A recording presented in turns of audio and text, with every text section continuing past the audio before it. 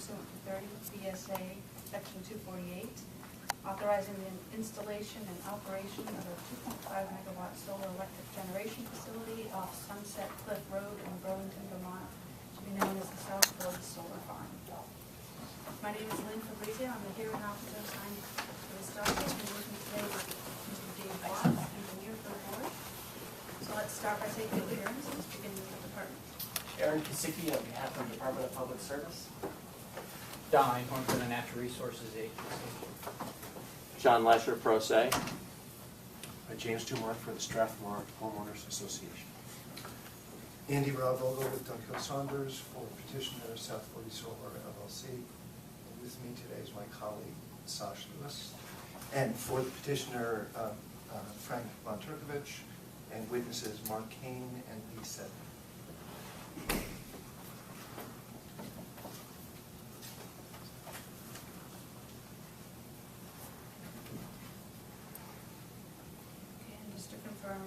We have no one from the city of Burlington. I just received an email from the attorney for the city. She will not be appearing. Okay. And Aperture homeowners? He will not be appearing.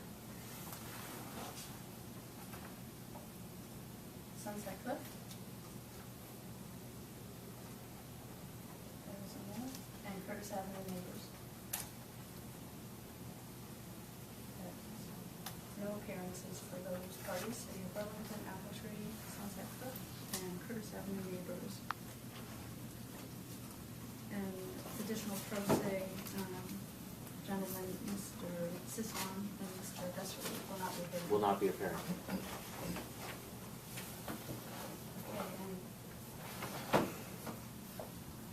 for the benefit of Mr. Lesher, who is appearing pro se, who may be somewhat unfamiliar with board proceedings. Quite. We'll proceed by calling on witnesses in the order that was agreed upon by et cetera. And the purpose of today's hearing is to permit parties to ask questions of the witnesses. Witnesses will not be providing summaries of their testimonies or repeating their testimonies on the stand. They're here to respond to questions. And you will not be asked to recite your testimony as well. Thank you.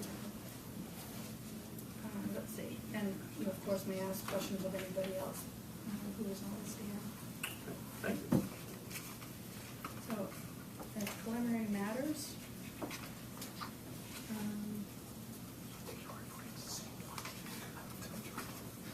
we had one exhibit that was marked confidential in the submission. It's Nolan Exhibit SFSKN-2, not confidential.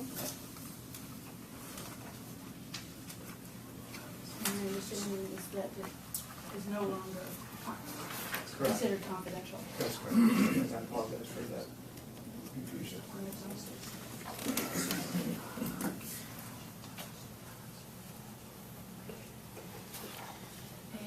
we had one preliminary issue with Mr. Raphael's pre-filed testimony. We're part of the department. The department has agreed to move for admission the testimony minus the one section that was objected to by petitioner in filings, and that would be question 12, question and answer 12 at the end of the testimony. Correct. Okay. There's no stipulation to the admission of all pre-filed testimony on the parties, is that correct? We're going to do that. Say that again. Is there any stipulation among the parties as to the admission of all pre-filed testimony? The only agreement was that there was an objection for Mr. Matoski and Ms. Daly to appear today. But otherwise, we assumed that we would just go through each of the witnesses and move their admission as they appear. So the parties have agreed to the following order for witnesses today. Mr. Seddon will be on the stand. We've got a preliminary time scheduled out for 9:45 to 11:15. Mr. Kane from 11:30 to 12. Mr. Nolan will appear by telephone from 1:30 to 2:30. And on behalf of the department, Mr. Hopkins from 2:30 to 3:15. There may be some wiggle room in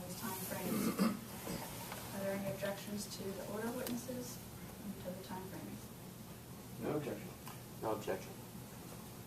None. No objection. No objection from either party, great.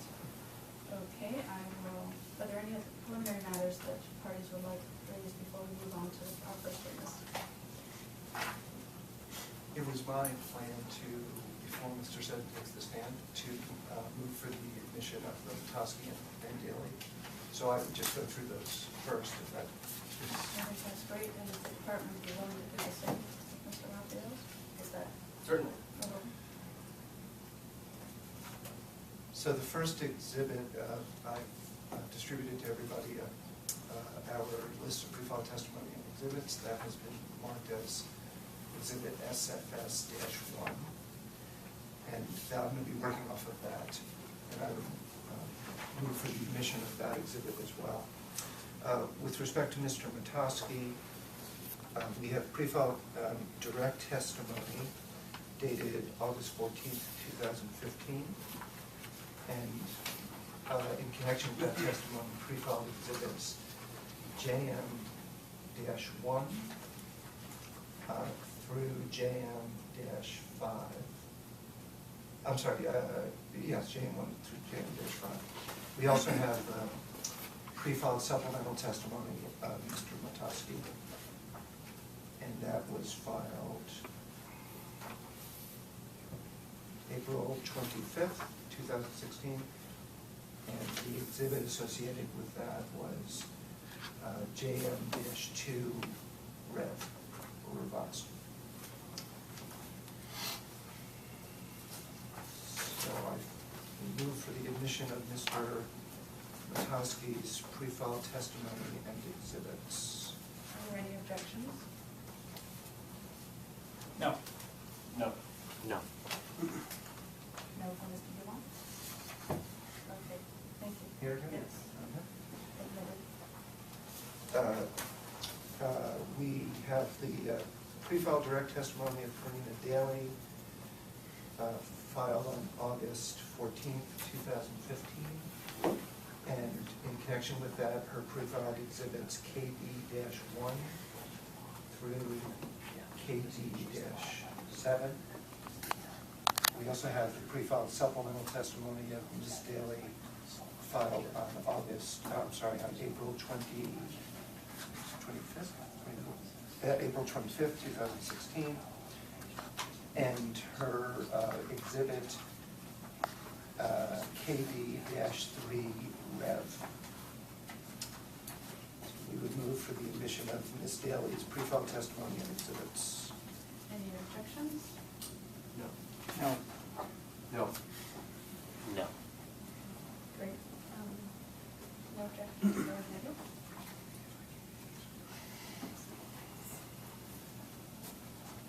And we also move for the admission of SFS-1, our pre-filed testimony and exhibits list.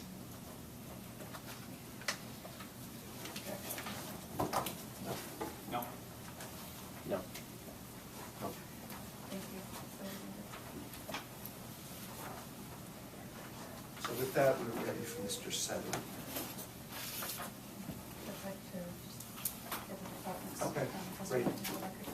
The department would like to move the admission of the pre-filed testimony of David Raphael on behalf of the Department of Public Service dated March 2nd.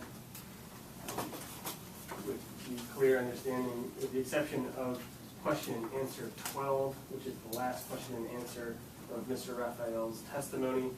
Mr. Raphael is not available today. He will not be at the hearing. However, I, on behalf of the department, can attest that the testimony was developed by Mr. Raphael or under his direct supervision, and it is true and accurate to the best of my knowledge. Thank you. Any objections to Mr. Raphael's testimony? No. No. None. No. Thank you. Okay, I'll invite counsel for South Party to present first witness. Thank you. South 40 Solar calls Lee Seddon.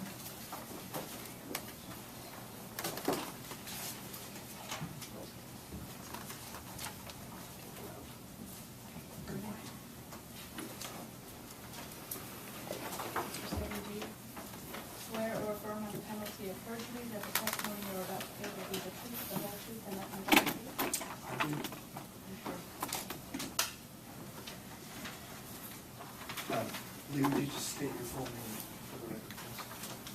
My name is Lee Seddon. I'm principal of LW Seddon LLC Consulting.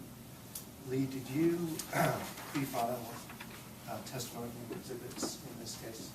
Yes, I did. And do you have those with you today? Do you have copies of those? I have copies. Okay. And both your direct testimony and your supplemental / rebuttal testimony? Yes, I do. Okay. Can you first turn to your pre-filed direct testimony?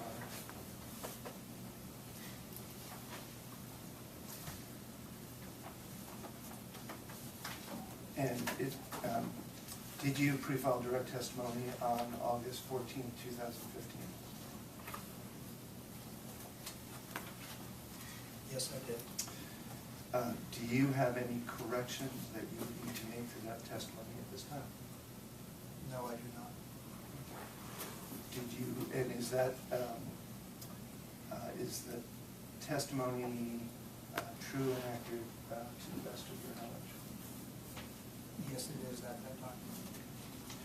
And did you also pre-file exhibits at that time with your direct testimony that are labeled SFS LS -2 through excuse me for a second, SFS LS -11? Yes, that is correct.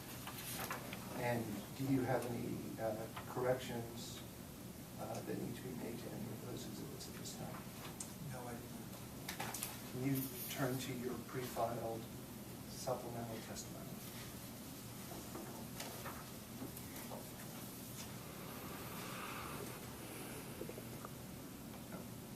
Excuse me, counsel just pointed out, I did skip one of your exhibits, LS-1, which was your resume. That was also included. Okay, thank you. Did you pre-file supplemental / rebuttal testimony on April 25th, 2016? Yes, I did. And do you have a copy of that with you? Yes, I do. Do you have any corrections or changes that you seek to make today to that testimony? No, I do not.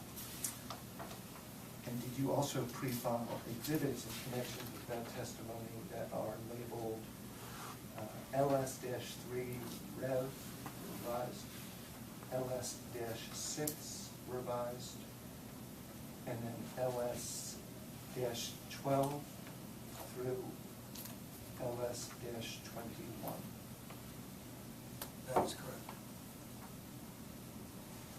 Let me just correct for the record. LS-16 is the South 40 Strathmore agreement, correct? That is correct. And that, and LS-21 is the DPS stipulation. That is correct. And those two exhibits were filed after your, after you filed this supplemental testimony, correct? That is correct.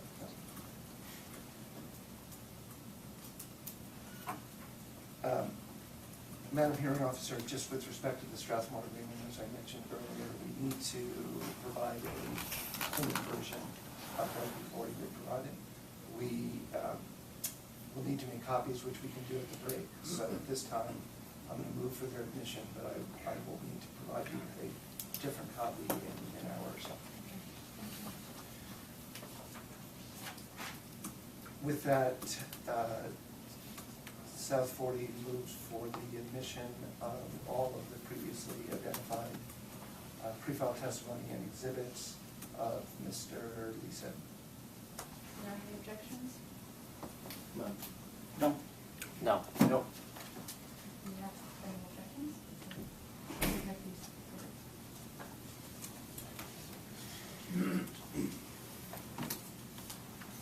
Mr. Seddon is available for cross-examination. And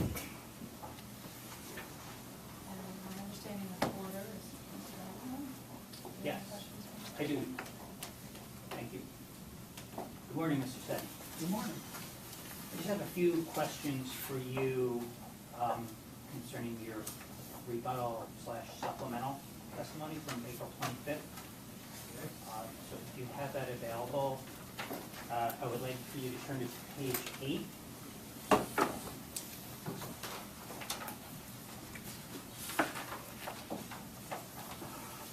Yes. You're there?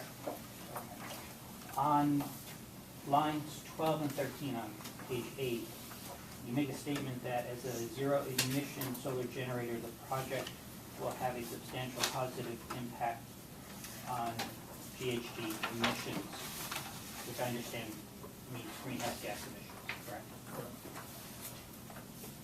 As far as that statement goes, that's not based on a life cycle analysis, correct? It is based on a life cycle analysis. The key word there is substantial positive impact. The project during construction will have greenhouse gas emissions from trucks on site.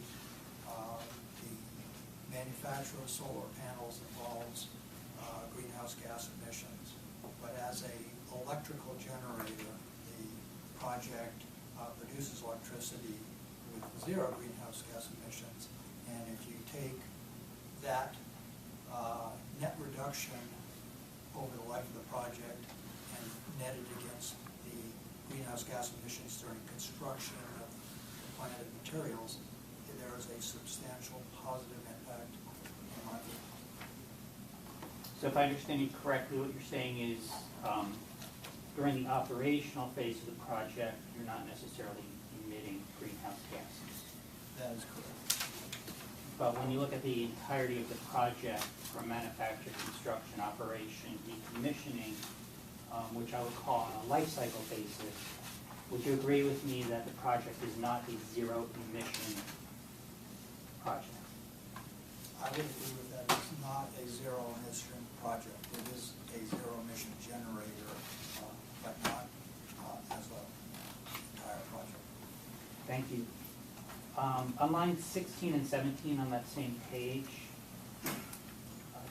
that also contains a statement, the GHG reduction from the project will be 1,316 metric tons of CO2 each year.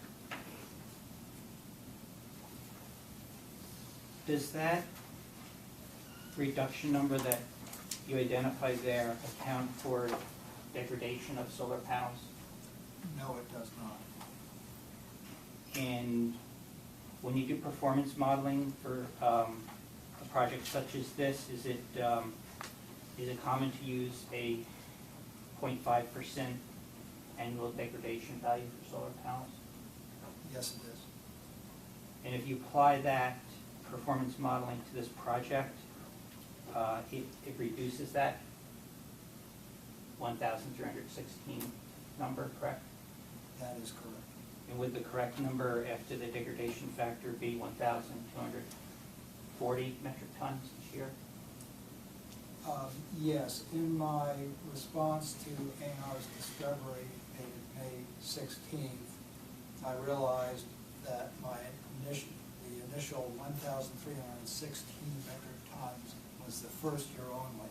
So my calculations based on the project producing 4,000 megawatt hours a year and 1,316 metric tons the first year, if the degradation rate is applied, which it should have been, and I did not do in my original, then the total life cycle reduction is 31,000 metric tons, and this is an averages out to 1,240 metric tons per year. So I would agree with your average figure. Thank you, Mr. Seddon. I don't have any more questions. Morning, Mr. Seddon. Good morning. You have all of the pre-file testimony and copies of the DPS cross exhibits before you, right? Yes, I did. You also have a copy of exhibit SFSKN-2 in front of you as well? I do not. Can you give us a second? Certainly, I'm just trying to.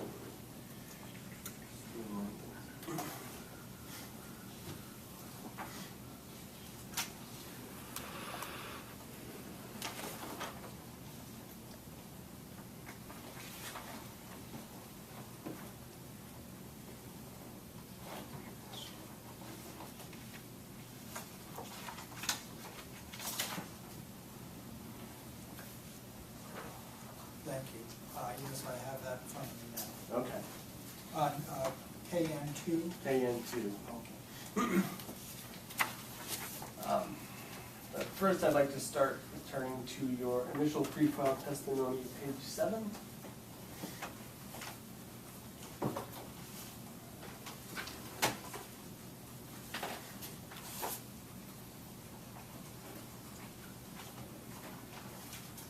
Okay. Starting on line 16 of page 7. Do you agree that the project has a 7-foot high wire mesh fence that will be compliant with the National Electric Code? Is that correct? Yes, that is correct. And the fence will also be compliant with the National Electric Safety Code. Is that also correct? That is correct. And that understanding is reflected in answer TPS:SFS 1-3, also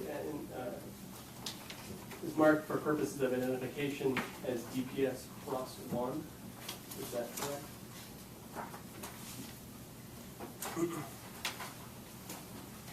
Yes, that is correct. And that's further supported by a memo from the Vermont Division of Fire Safety that's been marked as discovery document DPS FSF 1-3, so marked for purposes of identification as DPS cross 2. Is that correct? That is correct. Thank you.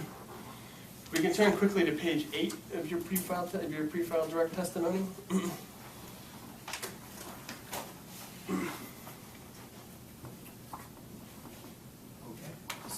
Starting on line 10, the final selection of equipment will occur after the project is permitted and the vendors and contractors are selected, but the equipment is expected to be material the same. Is that a correct reading of that? That is correct.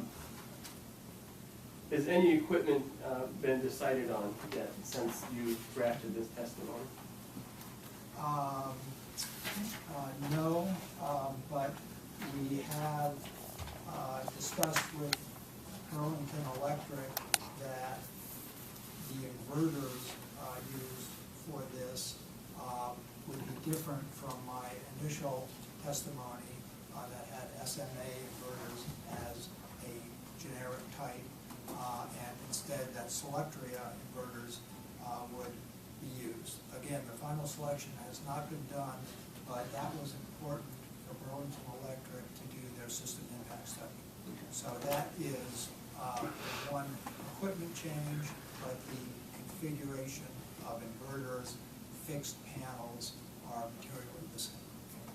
Do you know if the sound output from these different inverters relative to the ones that were placed in exhibits in as part of your initial testimony, if the sound output is materially different from what you had initially modeled in your pre-file testimony? It is not materially different. The transformers and inverters are essentially the same between both setups. Okay. I'd like to move to your exhibit SFS LS9, which is the plan for decommissioning fund.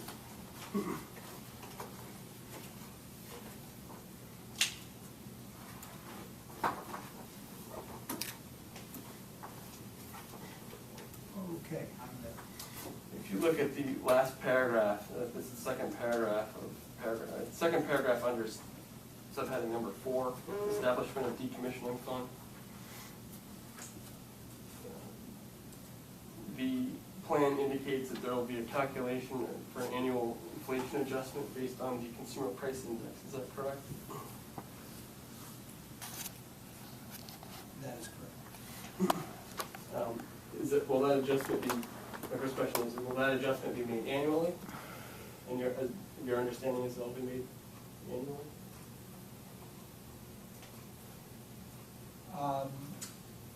I don't have an opinion on that. That has not been decided, as far as I know. Okay.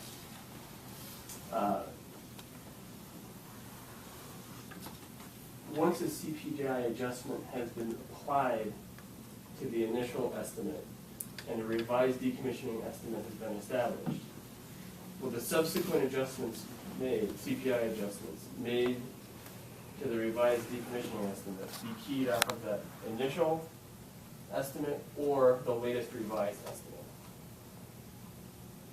I would expect the latest revised estimate. Thank you. If you turn the page to, which is part of the same exhibit, but it's a cost estimate, labeled decommissioning cost estimate.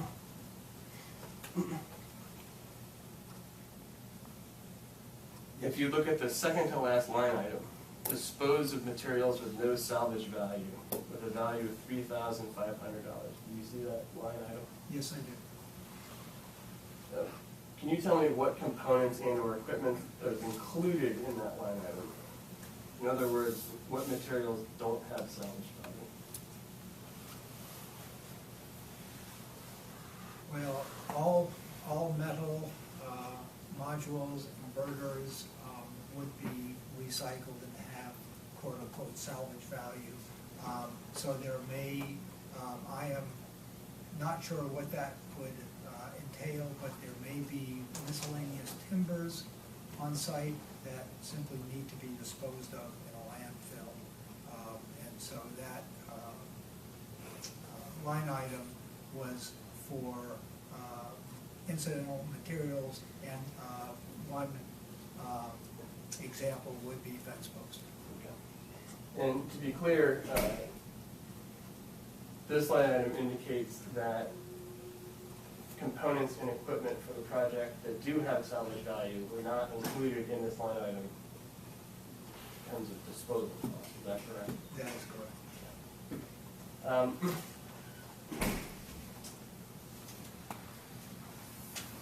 And it's true that, is it fair to say that you modeled this cost estimate for decommissioning off of the Ferrisburg Solar Farm decommissioning cost estimate that was created in docket 7594? That is correct. That was the first megawatt decommissioning estimate done. The Harrisburg Solar Farm was the first standard offer megawatt plant. So at that point, I did develop a methodology based on the number of modules, number of converters, and that was used in the docket. Subsequently, I have used that in the Pownell megawatt facility, but I have not, and it is adjusted for the size of the project, the number of modules, number of converters, but it is based on my initial estimate done for the Ferrisburg Solar Farm in 2010 and subsequent estimates that have been accepted by the board. And that understanding is reflected in answer GPS FSF 2-4, which has been marked for purposes of identification as DPS Cross 3. Is that correct? That is correct.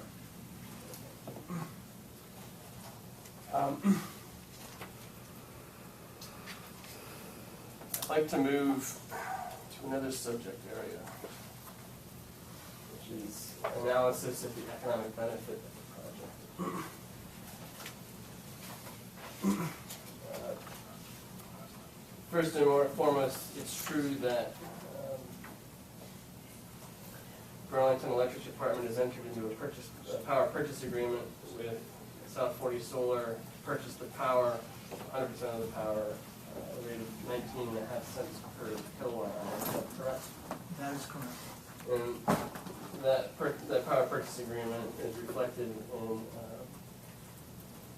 the mark for purposes of identification as DPS Cross 4. Is that correct? That is correct. If you please turn to page 10 of your supplemental pre-file testimony.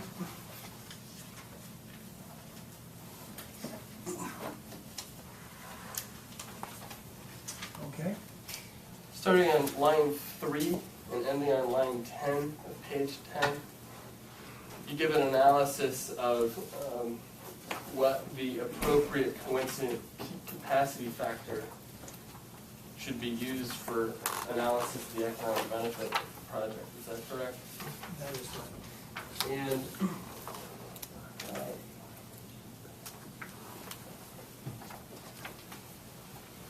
and the project's average, under your analysis, the project's average coincident peak compared with the ISO New England annual peak hour over the past 10 years is approximately 69%. Is that right?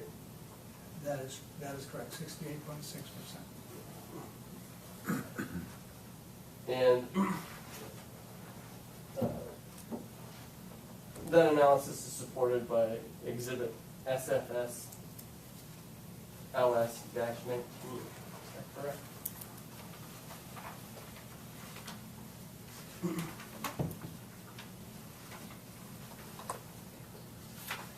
That is correct.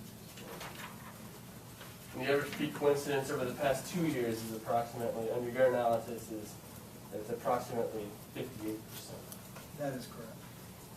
So for purposes of your analysis, you decided to use a coincident peak capacity factor of 60%. Is that right? Yes, I do. To be conservative.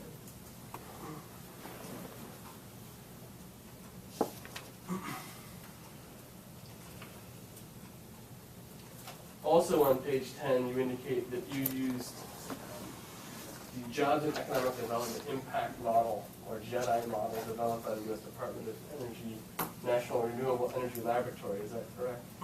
That is correct. And the output summary of that modeling is reflected in Exhibit SFS LS-20, correct? That is correct.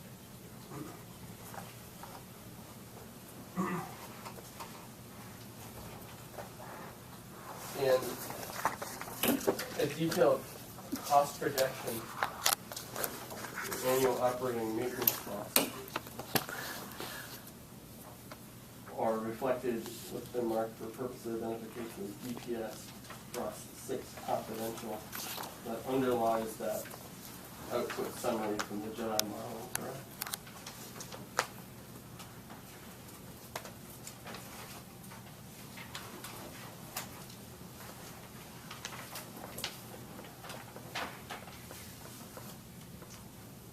Yes, I don't have that because it's confidential Oh. in here, but I believe you're correct, but I don't have that exhibit in front of me.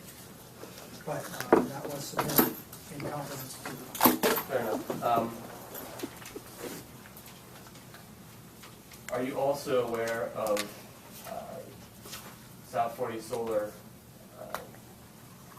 submitting to the department under seal a full spreadsheet analysis of the inputs and outputs that underlie the JEDI model as well? Yes, we did. Okay, excellent. And just so I'm clear on this, under the JEDI modeling that you conducted, the economic benefit exclusive of power costs and savings total approximately $421,000 per year net positive, or approximately $8.2 million over the project's 25-year lifetime. Is that correct?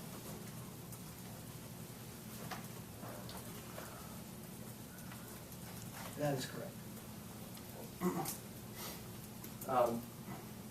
If we could turn really quickly to pages 12 and 13 of your pre-file testimony, or your supplemental pre-file testimony. Okay. Starting on page 14, on line 14, on page 12, you note that there is that the output metrics used by the REMI model used by Dr. Hopkins and the JEDI model used by you to calculate the economic benefit are not exactly comparable. Is that correct? That is correct. The JEDI model output calculates the added value at each stage of production, whereas the REMI model just calculates the final value. And according to my understanding and what Dr. Hopkins said, this results in the JEDI output model being slightly higher than what REMI would say. Okay. And you also present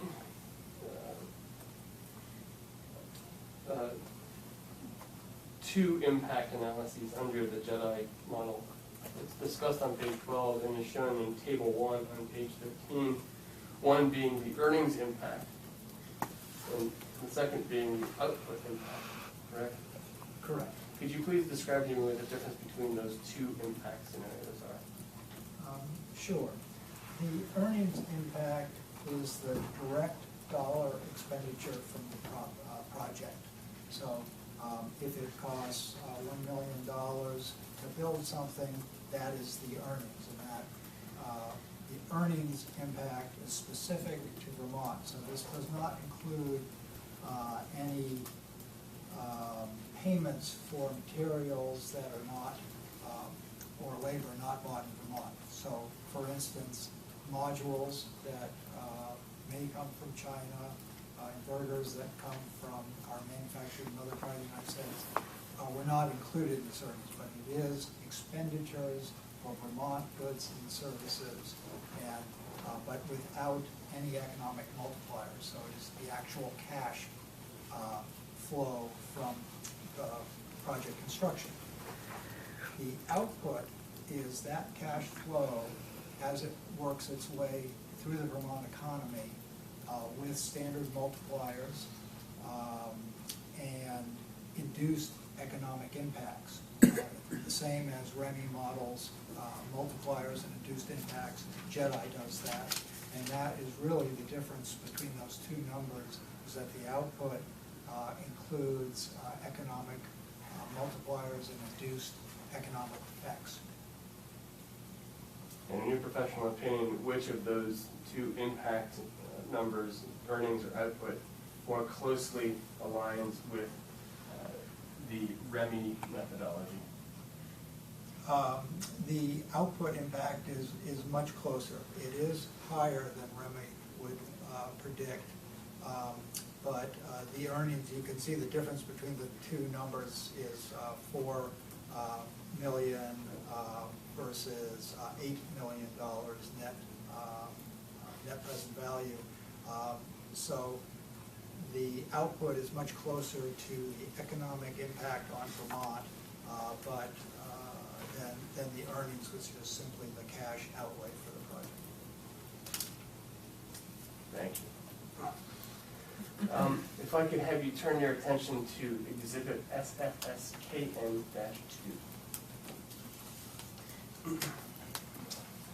Yes. This was an exhibit that was developed by another SFS witness, Ken Nolan, in his supplemental testimony, his rebuttal and or supplemental testimony, correct? Correct. And as you can, and I would describe this as it is a chart that shows and is entitled Range of Solar Values. Is that correct? Correct. And it shows on the left-hand side, on the far left-hand side, it's labeled Hopkins, and you keep moving to the right, it ends with a scenario labeled Nolan, correct? Yes. Now, and it outlines a range of variables used to determine what sort of assumptions you would use to model the economic impact. Is that a fair assessment? Yes. And the second from the left is labeled sudden rebuttal, correct? Yes. And that does that accurately reflect the modeling that you conducted through JEDI in your estimate?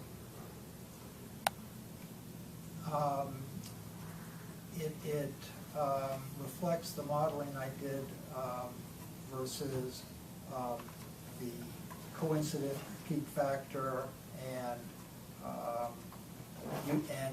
using BED's value model. BED developed a spreadsheet model to understand the range of values from the project. That was, and I used that, Dr. Hopkins used that to model his scenario, and I used that. So it is really not the JEDI model, but it is the Burlington Electric Department's spreadsheet. And my model was specifically in response to Dr. Hopkins trying to use the same assumptions he did, except for the coincident peak factor, which I felt was low. So I specifically changed that coincident peak factor to 60%.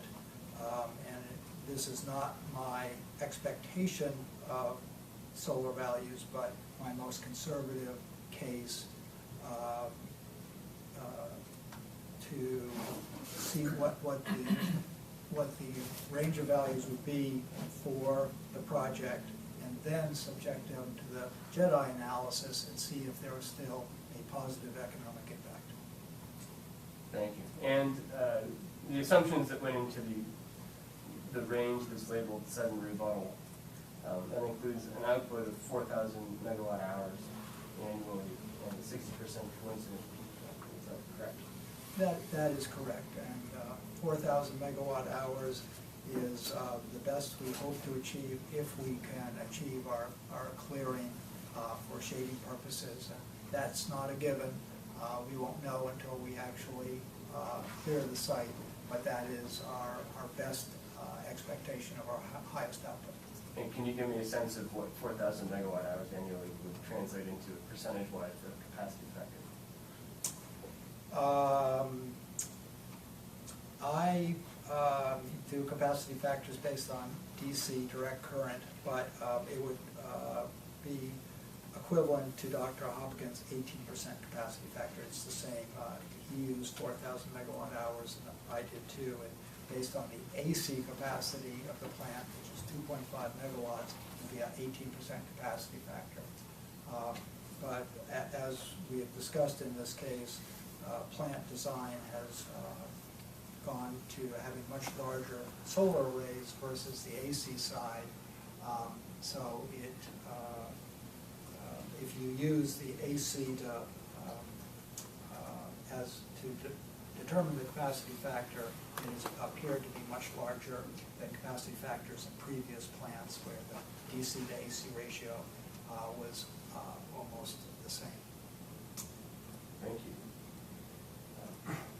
I have no further questions, but I'd like this time to move for the admission of DPS across exhibits 1, 2, 3, 4, 6 confidential, and 7 confidential. Any objections? No. No. Nope. No objections? So admitted. Thank you, Mr. Sedgwick. Thank you.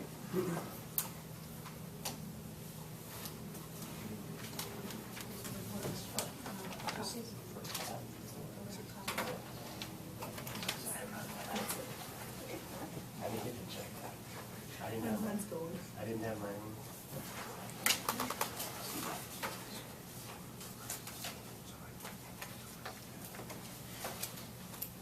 Mr. Lesher, do you have any questions for Mrs. Seven? Yes. Good afternoon, Mr. Sedden. Good morning. Good morning. Right, I'm racing ahead. I'm going to have a couple of cross-examination exhibits for him. Do I hand them to him now, or do I distribute these now, or what's the proper protocol for me to do You're this? going to be asking him questions. Based on some exhibits that I have, yes.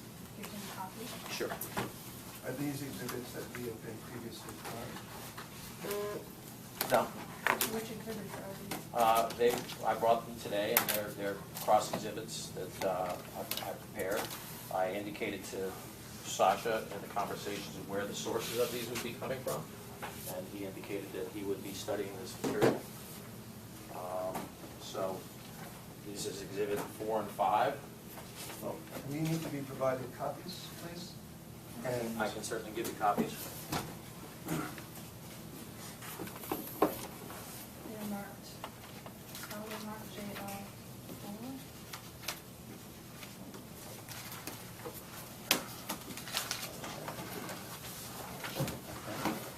I seem to be missing 4. I have 5.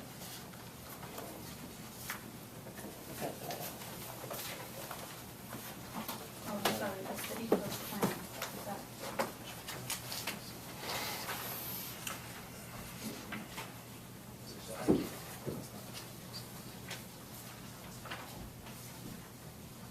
and should I bring one to you as well? Yes, please, just so we're all on the same page. Yep. Could you identify the exhibit? They're for identified record? as SFL JL Cross 4 and SFL JL Cross 5. Can I have another copy? And what are their titles? One is an extract from the Vermont Law School Energy Clinic report on REC's final for the Senate Natural Resources Committee. I submitted that as SFS JL3 in my direct testimony. And then the second part of that is an extract from that same report. And then SFS JL Cross 4 is the Vermont Greenhouse Gas Emissions Inventory Update, printed in June of 2015. And it's graphed on that. Thank you. Yep.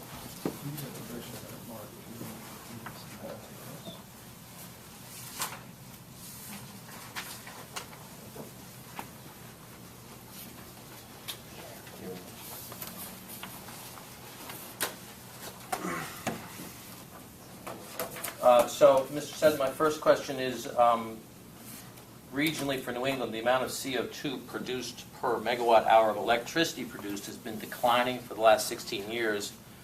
And as of 2014, you used a figure in your calculations of 726 pounds per megawatt hour as a reasonable calculation for CO2 produced for New England. And would that characterization of the trend of CO2 per megawatt hour be correct, that it is declining on a regional basis? If I may, Yes, please. I think we might as well get this out right at the start. We object to any cross-examination by Mr. Lesher that is not specifically tailored to his intervention status. In your intervention order, you were very specific that his party status was limited to B1, orderly development of the region, and in particular municipal and regional planning. And you went on to say, although I find that Mr. Lesher, has not persuasively established a particularized interest, you permit Mr. Lesher to intervene, provided he joins with Appletree because he has raised an issue pertaining to orderly development that arose at the public hearing. But you specifically referenced municipal and regional planning. I think any questions about the New England region, greenhouse gases, anything with respect to that is not related to municipal and regional planning, nor is related to his testimony. So I think his questions have to be first tailored towards his intervention, and secondly, tailored towards the testimony that Mr. Seddon gave with respect to issues concerning orderly development of the region. Mr. Lesher, do you have a response? Yeah, in reference to the municipal and regional plans, they all speak to greenhouse gas emissions, whether it's through the Burlington Climate Action Plan, which is incorporated in the municipal development plan for the city of Burlington, which very clearly states that they wish to have in place a plan for the reduction of greenhouse gases. The ECOS plan, the Chittenden County plan, also speaks to the reduction of greenhouse gases, and that has repeatedly been a reference for this project, that this project will in fact reduce greenhouse gases and comply with, stated goals of the state of Vermont, Chittenden County, and the city of Burlington, that, they're trying to indicate that this project will benefit those goals. So when I was confined to orderly development and told to review the plans that are in place for the city and the region, those are elements of those plans. So Mr. Seddon's testimony is often referred to greenhouse gas reductions as part of the positive impacts of this project, and I am looking to review that testimony on his part, that these questions are designed to speak to those, and whether the assertions that he's made may in fact not be supported by documents that are generally available. And can I ask what the sources of these two exhibits do not appear to be from town or regional plans? They do not, but the VLS was part of my direct testimony. I submitted that as SFS JL3. And then in conversations about what I could ask crosses on, I did ask Mr. Kosicki what I could cross with, and he said you can pick anything. So maybe I misunderstand things, but these are regional planning documents. The greenhouse gas emissions report is for the state of Vermont. I consider that regional. This is an inventory update. Yeah. Of the planning documents. It's Is not, this- You're looking at this? Yeah. Class 4? yeah, cross 4. And do you have in mind specific testimony from Mr. Seddon that you're tying your questions? Yes, I do. Could you please clarify? Sure. Before you ask your question? Yep, You're linking it to Mr. Seddon. Basically, if you look across 4, there's a dark blue line on that at the bottom of the graph, which indicates the output of greenhouse gases over a historical period of time. And if you'll notice, between 2011 and 2012, there's been a rather sharp increase in the output of greenhouse gases from the electricity sector. This project is part of the electricity sector. The assertion that this project is going to reduce greenhouse gases is challenged by the evidence that's on this graph that regionally there has been an increase in greenhouse gas output in the past couple of years from the electricity sector. So when we are told that this is going to reduce greenhouse gases, it may not be the case. And I'm just looking to the historical information and asking Mr. Seddon to comment on that trend. And, okay, and Mr. Seddon's testimony that you're tying this to exactly? His calculation of the megawatt per hour figures, when he responded to my direct testimony, he used the 726 pounds per megawatt hour as a figure that was indicative of the current New England average of greenhouse gas output per megawatt. So he was basically responding to my my testimony that indicated that that was the figure that he was going to use. So I'm looking at the source of that information as well. And so I don't know, if I don't get it in, I guess I have to walk away from that question. If I may add, I think the problem here is that the board's, the statutory language of 248.1, the way it's been applied by the board, has been specific to the municipality and the region that is the county that the municipality is located in. And the board looks to the municipal plan and the regional plan. I'm not aware of any case where the board has looked to New England regional documents or even Vermont-wide documents to interpret whether a project complies with the orderly development, whether a project unduly interferes with orderly development. So I think the problem is this line of questioning is way broader than the case law would allow and the board's interpretation of B1. So that's essentially the problem. And I would add, even if it were related to the regional plan or municipal plan, because they happen to mention as a goal the reduction of carbon, the fact that it's a goal does not make it mandatory. And the board has been very clear that it is only provisions in the town regional plans that are specifically tailored to a project site rather than being citywide or region-wide in nature. And so an aspirational goal is far afield from what the board has said is proper consideration that would apply to virtually anything. So I think the fact that they mention greenhouse gases is not enough for Mr. Lesher to go into a searching inquiry about whether New England greenhouse gas emissions have gone down over time, or anything regarding greenhouse gas emissions.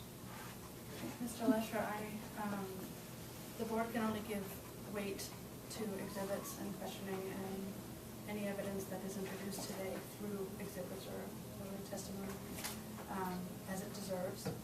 I will allow you to ask Mr. Seddon if the documents in front of him, which he is not familiar with, you've provided the context, and I think Mr. Seddon has seen the full document that JL Cross 5 is based on, and ask Mr. Seddon if any of this information changes his position as provided in testimony.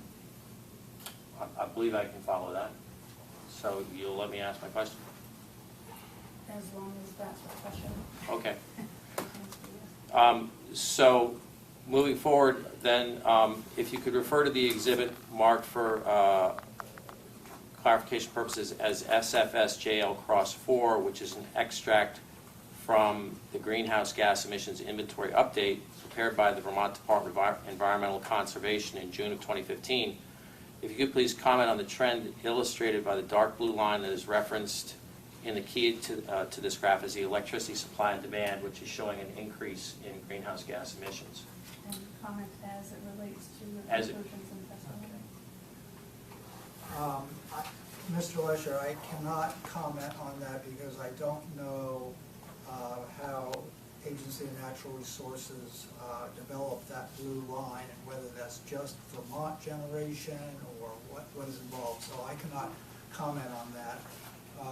But what I can say is in my pre-filed supplemental testimony of April 25th, I did say that the average emission rate for ISO New England electricity is 0.329 metric tons of CO2 per megawatt hour. And that is from ISO New England's 2014 generator air emissions report. I do have confidence in that figure, and I do know that Burlington Electric is supplied by ISO New England, and that any electricity that Burlington can produce that has zero emissions will lower the amount of ISO New England grid power that has emissions of some level. I cannot tell you exactly how much it will because it depends upon the dispatch of New England Power, how Burlington Electric runs, but there is an inescapable conclusion that replacing ISO New England generation with a zero-emission electrical generator will reduce greenhouse gas impacts. So, the trend illustrated by this graph of increasing CO2 emissions is contrary to what you believe will occur with the introduction of this project. Objection. That goes beyond what you advised him he can ask about, and it's not at all what he just said that he can't comment on the graph. Because he doesn't know the basis for the graph. Okay. Okay. Yep. Objections sustained. Moving on then, if you could please turn to the exhibit identified SFSJL Cross 5. There is, at the top of this, the first paragraph is an extract from my exhibit SFSJL3, which was the VLS Energy Clinic report on RECs that was submitted to the Senate Natural Resources Committee. And this was related to your direct rebuttal testimony where, actually it wasn't you, it was Mr. Nolan, that we do not receive any benefit from the production of solar or wind resources in Vermont. So the first paragraph here is from page 4 of the VLS Energy Clinic report. The second paragraph that's illustrated on that is the same report from page 19. My question has to do with the VLS report that was included as SFSJL3, which an extract is entered here as this Cross 5 exhibit, indicates on page 4 that Vermont's electric sector greenhouse gases emissions have doubled over the last decade, partly due to REC sales. So in bringing this to my concerns about greenhouse gas emission and regional planning, regional plans and municipal plans looking to reduce greenhouse gas emissions.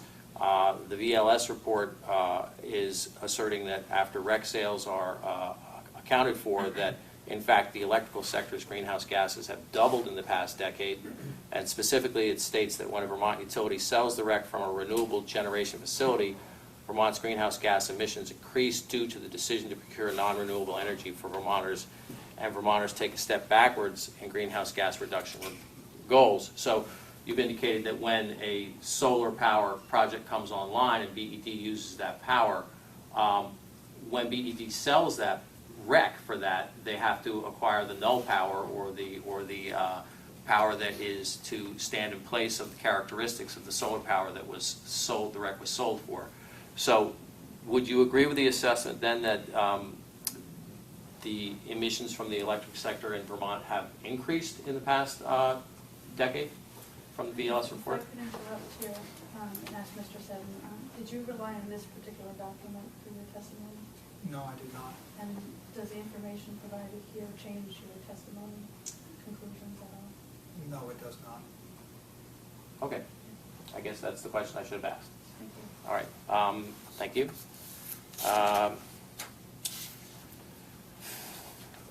Changing topics a little bit.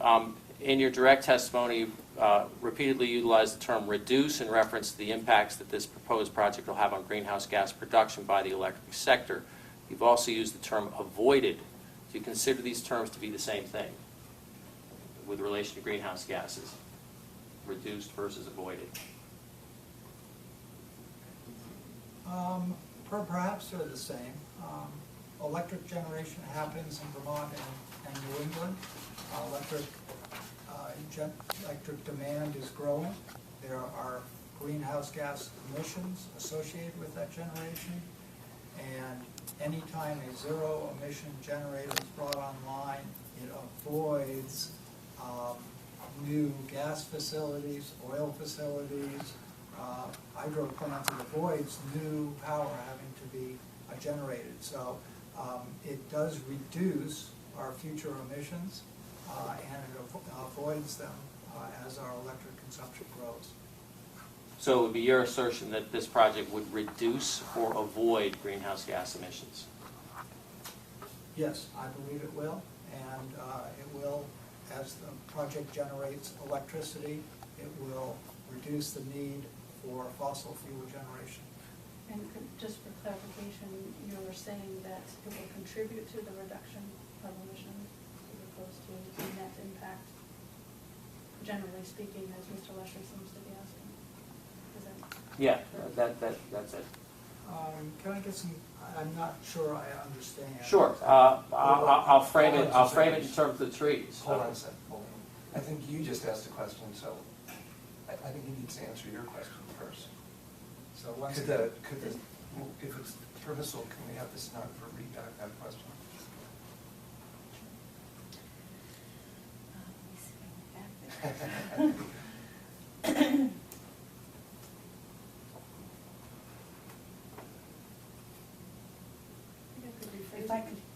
If I could interrupt here and ask Mr. Seddon, did you rely on this particular document for your testimony? Not that, Okay. sorry. It was one after that? Yes. And does the information provided change your testimony? No. That's more, okay. Let's see. It's the last thing that the hearing officer just said. And just for clarification, you're saying that it will contribute to the reduction of emissions as opposed to a net impact, generally speaking, as Mr. Lesher seems to be asking? I now understand your question. Yes, it will contribute to the reduction. It will not, emissions in New England will not necessarily drop because of this project, but it will contribute to the reduction of future emissions. And then, as an example of a reduction, I would point out that a tree actually reduces greenhouse gases through its absorption or its uptake of carbon, whereas the project will reduce an average by not adding to the additional gases that are produced by the electricity sector. So my perspective is that reduction is accomplished by trees and not by panels. So I'll conclude my questioning at this point.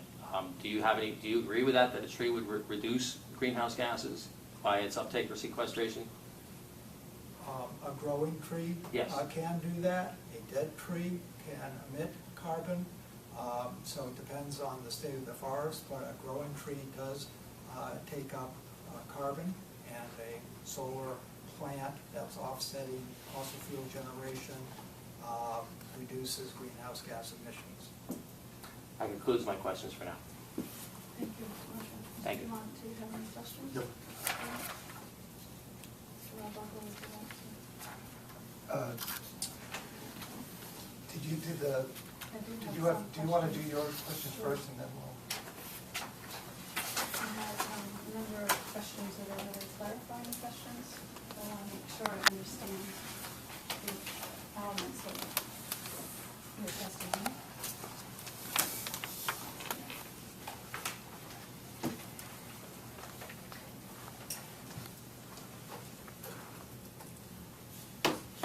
Okay, I'm looking first at your rebuttal testimony of April 25th. Okay. On page 11.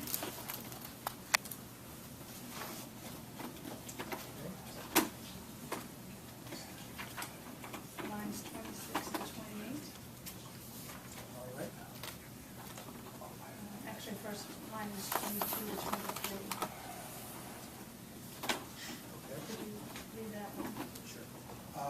During development and construction, the project will create the equivalent of 55 job years for Vermont engineers, contractors, and other professionals.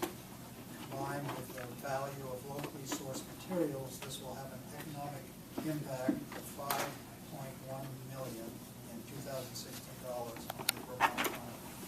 And could you clarify how you came up with the figure of 55 job years and what exactly was that mean? Okay. That figure is produced through the JEDI model, which has labor rates for construction workers and others, and it calculates how much employment happens when you build a $7 million plant. And the 55 job years was during the year of construction, and we call them job years because they're not 55 permanent jobs, but it's the equivalent of 55 full-time employees for 1 year. And that it comes directly out of the JEDI model. Thank you. And I want to go sort of connecting the dots here between your initial pre-file testimony on page 11 of the pre-file testimony of the judge. Earlier.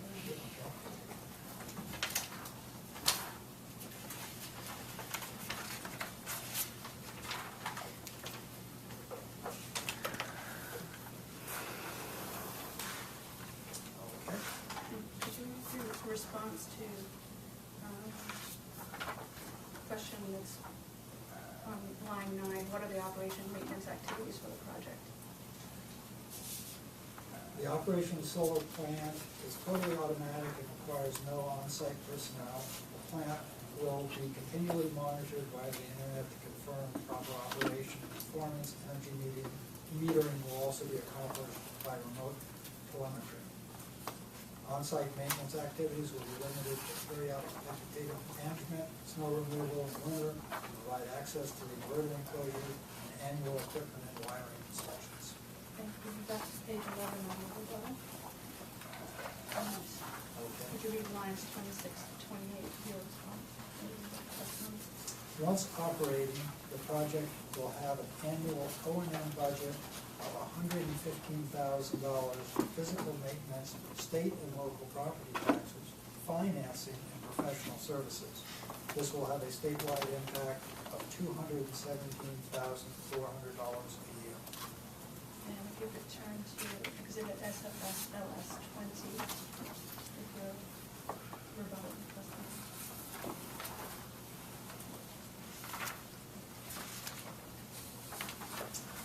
Okay?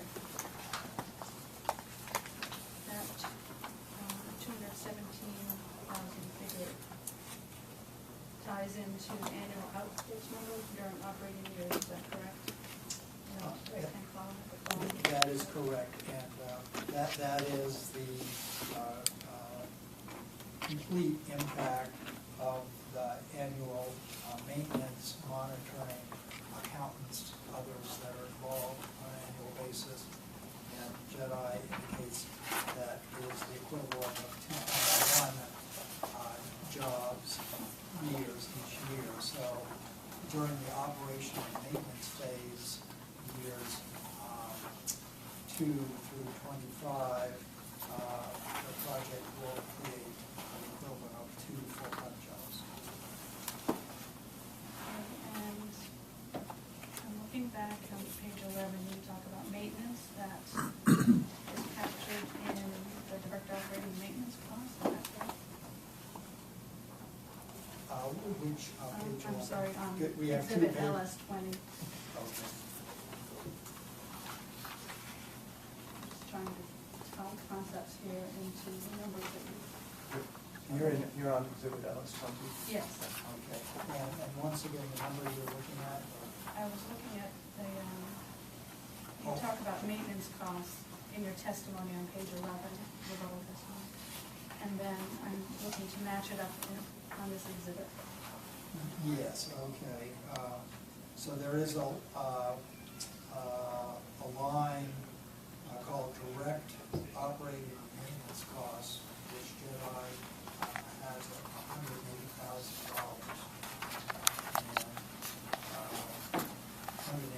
$108,162. That is the calculated maintenance cost, and the local spending component of that is $99,509. That is $99,509. I don't have the detail on that, but that comes from confidential detailed operation and maintenance schedule given to the department. And tying again back to the fully automated operation of the project and what sounds to be annual maintenance checkups on the project itself. Yes, maintenance includes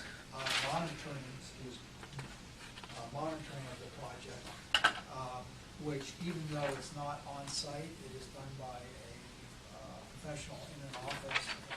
And typical plant operating maintenance, not including accounting and legal fees, is approximately $10 per kilowatt. And so the cost of the physical monitoring and maintenance of the plant is approximately $34,000 a year, if that helps. There are other costs that are included in the maintenance costs, which are accountants, legal fees, other costs that South 40 LLC will entail, and the total of that that we derived and showed to the department was $108,000. Thank you. And page 11 of this rebuttal testimony refers to financing different elements of the costs. That looks like it equates on exhibit SFS LS 20 to the line of debt payments. That is correct. And are you considering that to be a component of economic benefit of this project? Jedi does take that into account for payments, interest payments to the project, so they are financed by a bank, we don't know what bank, or either, but Jedi takes those debt payments and interprets them as a economic payment into the market. This is probably a clarification request. When you say debt payments, do you really mean the interest payments on financing? Yes. And that's what this figure reflects? Correct.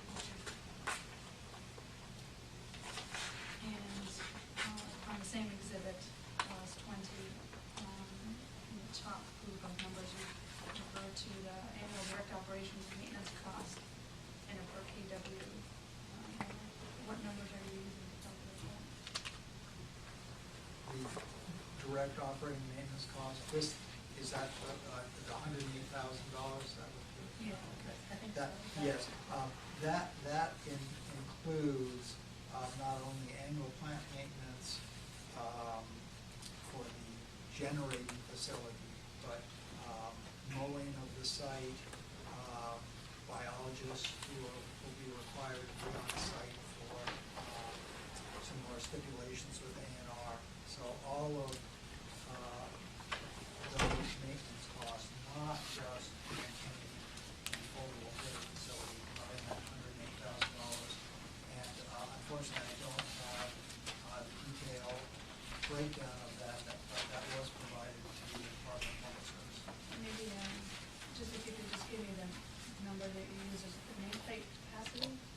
used to come up with a 3158? Oh, yes. The DC capacity of the plant is 3.4 megawatts, so that's 3,400 kilowatts.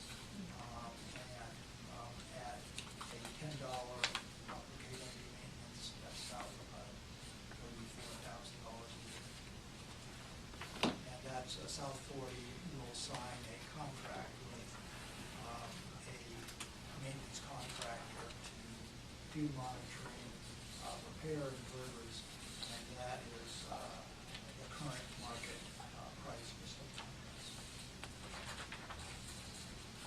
But we have not entered into a O&M contract on this one. The 34 per kilowatt? Ye- Right ye- now, 3158. Oh. That's been around. Where do you see 3158? It's right in the middle of that column, annual direct operations and maintenance costs. Thank you. So it does not, so I must not have used $10 watt, it must be slightly different.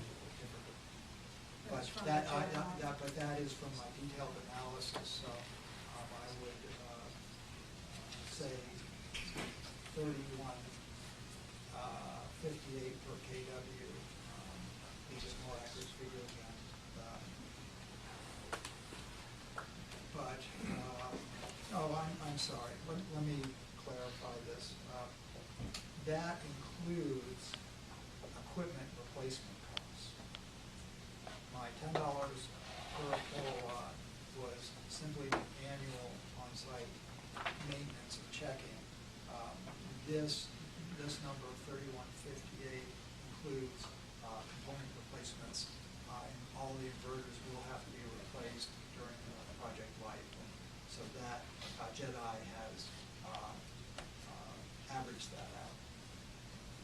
I see, okay. So thank you for asking several times. Thank you.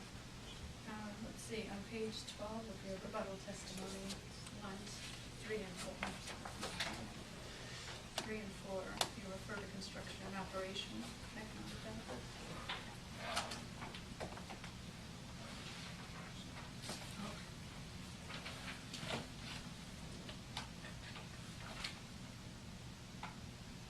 Yes.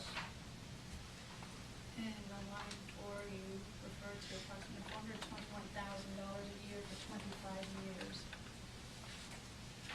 of economic benefits to Vermont based on construction costs, is that correct, and operation? Yes, and that is from the JEDI model. The construction would be currently in the first year, is that correct? That is correct. And so we averaged construction and operation into that $421,000 figure. And I did that so I could do a discount that number as Dr. Hopkins did to arrive at the net present value. Okay, back to exhibit LS20. Just one last clarification question on this. Under local economic impacts, under module and supply chain impacts, you have categories called other services and other sectors, and those amounts seem to be fairly substantial. Could you explain what's underlying those numbers?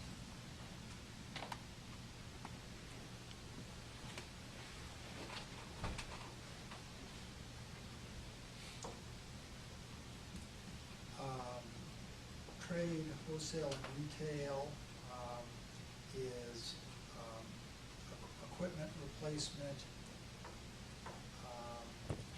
And again, without the detail, I could not tell you how JEDI is calculating that 49,000. Actually, I'm looking at the figures 169.9 and Oh, 285.2 for other services, other sectors. I wonder what those cover.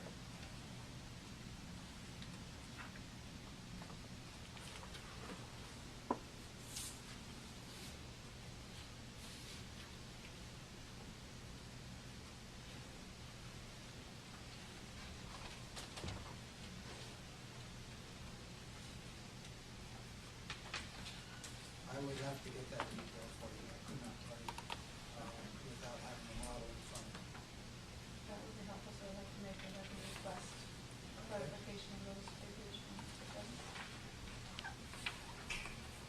May I just ask whether, if we took a break, whether that's something, you can find out what Mr. Shedd might be able to look at that information and answer the questions now, rather than later. Sure. Shall we proceed? I'm almost done, actually. Why don't we finish your questioning? We could take a break, I can get the Strathmore agreement taken care of, and we can find out from Mr. Seddon whether we can look at his backup materials now, or whether it's going to apply to further review.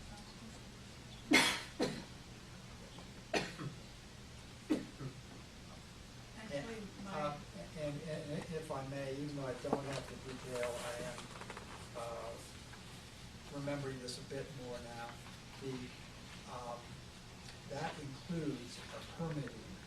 Year one construction includes our permitting phase. And this has been, our permitting has been going on for 3 years now. We have a number of engineers and consultants, and our total permitting budget is around that $700,000. So that is going to be consultants to the project, but I will get you details. okay, that would be helpful.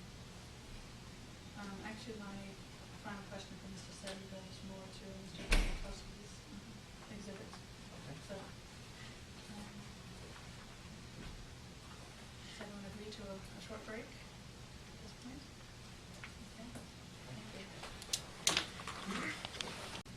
The Strathmore agreement, LS 16, the stenographer now has the correct version, and every party has received it, as well as the hearing officer. In addition, during the break, Mr. Seddon had the opportunity to look at the backup materials for the Jedi runs, which are actually have been filed as cross exhibits by Mr. Kosicki, the confidential cross exhibits. Those are labeled. In particular, the one is DPS Cross 6 confidential. So I think Mr. Seddon could answer or clarify additional questions that you had about some of the bases for the numbers.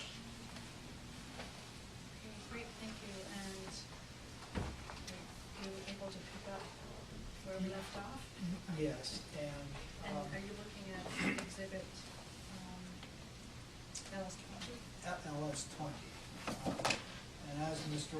Rob Ogle said, the spreadsheet that has the detailed costs of operation and maintenance is in DPS Cross 6.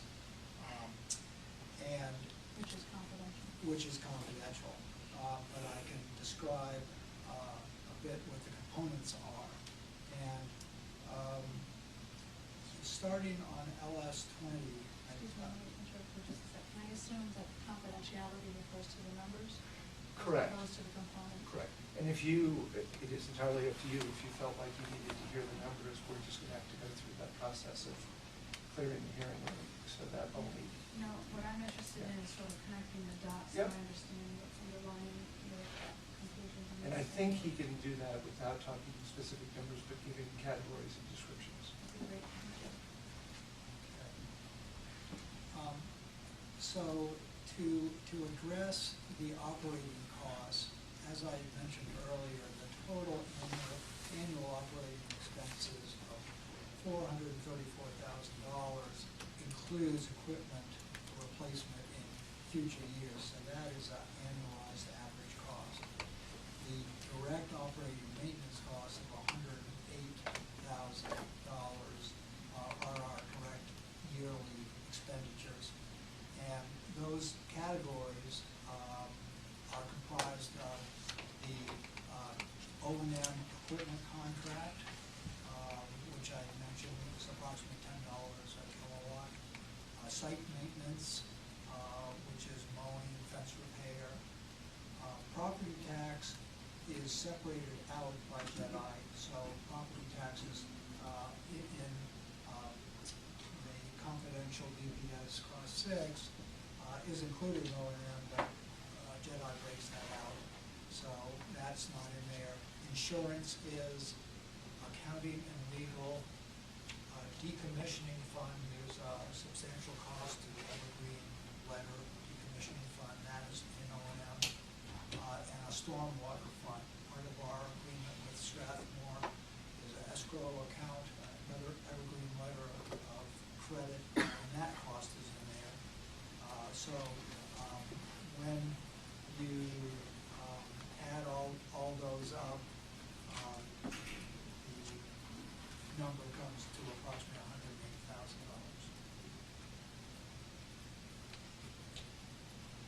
I think the hearing officer also asked about the other services, other sectors portion of the module and supply chain impact. Did you want to hear?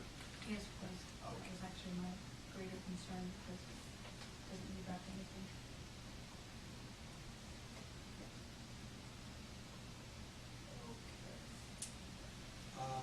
That, as I had mentioned, refers to,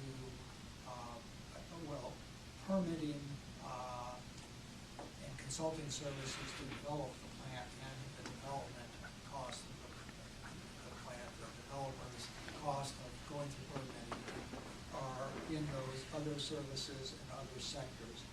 I can't tell you right now why Jedi's bringing those out, but I can see by the combined number of about $800,000 that corresponds to numbers I have in DPS cost 6 that include civil engineering at the site, electrical engineering, environmental consultants, landscape consultants, legal services. In addition, it includes insurance and property taxes during the 3 years of development, system design and permitting, which is primarily my consulting fees, administrative support,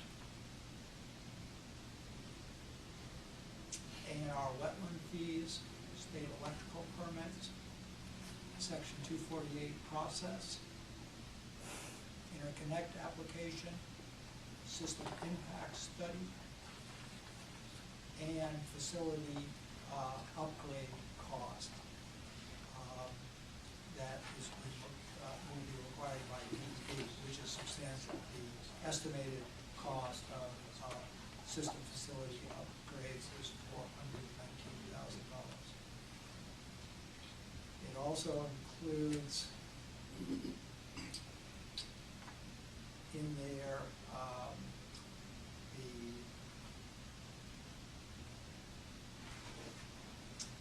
stormwater retention system, access roads, and visual screening, fairly large items. And the sum total of all those items would correspond to the earnings column of other services and sectors of $285,000 and $557,000. And that is the direct economic or direct payment costs for those consultants and services.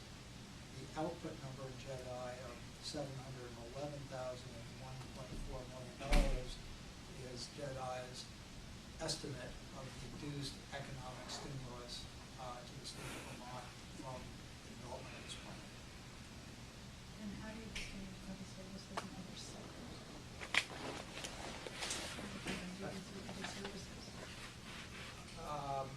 And other sectors, I don't have the Jedi model in front of me, and so I would have to see how that's broken out, but the combined total of those two numbers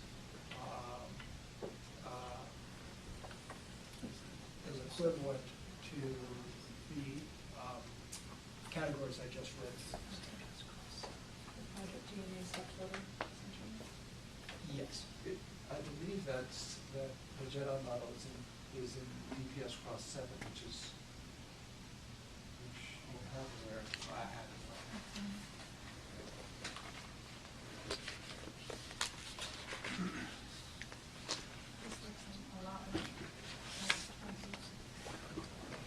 just so you know, the way that it's actually the CD that's contained in the envelope.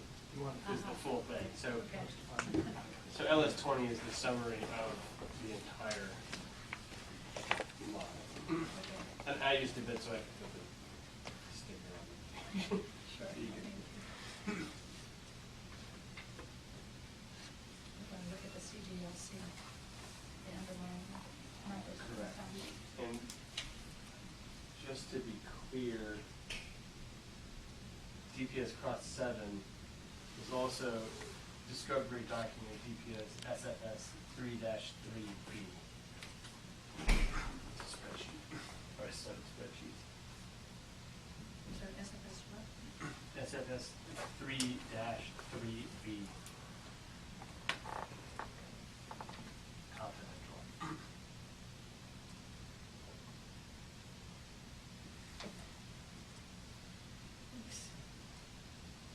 So, in Jedi, those two costs are, in the project data, broken out into two categories called permitting and other costs. So I took all of our permitting costs and made that a category, and then everything else to make the numbers add up to our total cost, I put in other costs. And they have one more category called business overhead, which is the cost for South 40 LLC to maintain the property paid property taxes. So those are the three categories that JEDI uses, and I took our total development cost and spread them between those three categories. Great, thank you. Mr. Watts has a couple of questions for you. Morning. Good morning. Just wanted a clarification on something. In your pre-filed direct testimony on page 7, you mentioned the project's going to use 10,800 panels at 315 watts per panel.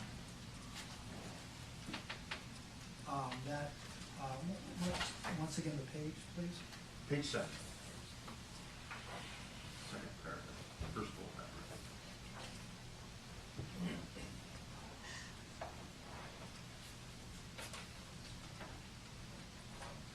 That is correct. Now, in your supplemental pre-file on page 4,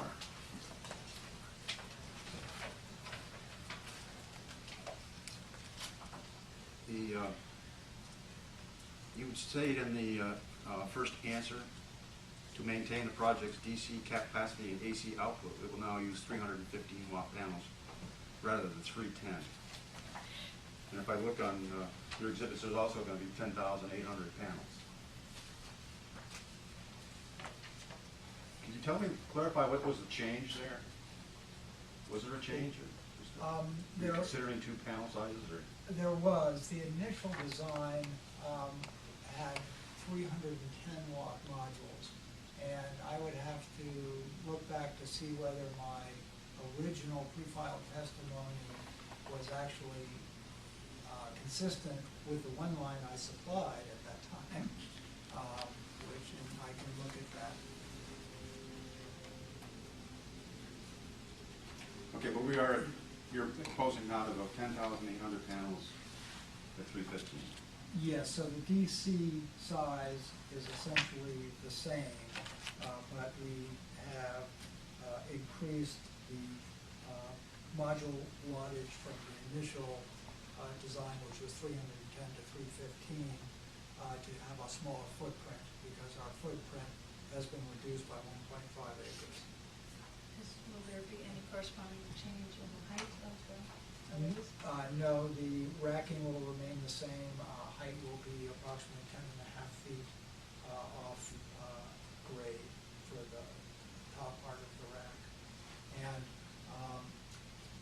if you would like, I can check my initial testimony because it seems to be inconsistent. My testimony seems to say we've been anticipating 315 watt panels all the time, and I just know that changes. Not to interrupt you, but I looked at your exhibit LS4 in your pre-file, it also mentions 315, so that's what I did. It does. But let me check our current one line and make sure that, because there are 320 watt modules available these days, but no, the current module wattage is 315, 10,800 modules for a total power rating of 3.4 megawatts. Okay. Now, this morning you were asked a question about the fence being in compliance with the National Electric Safety Code. Yes.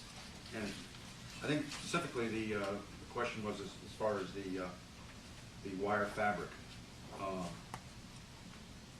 And now I notice in the current proposal, you have a section of stockade fence and a vinyl privacy fence. Yes. Will those, well, as it's shown in DPS Cross 2 on the second page, one of the conditions for meeting the code is a non-metallic material that can present equivalent barriers to climbing or other unauthorized entry. In your opinion, does this fence meet that requirement? I would have to look, my anticipation was that the 7-foot high security fence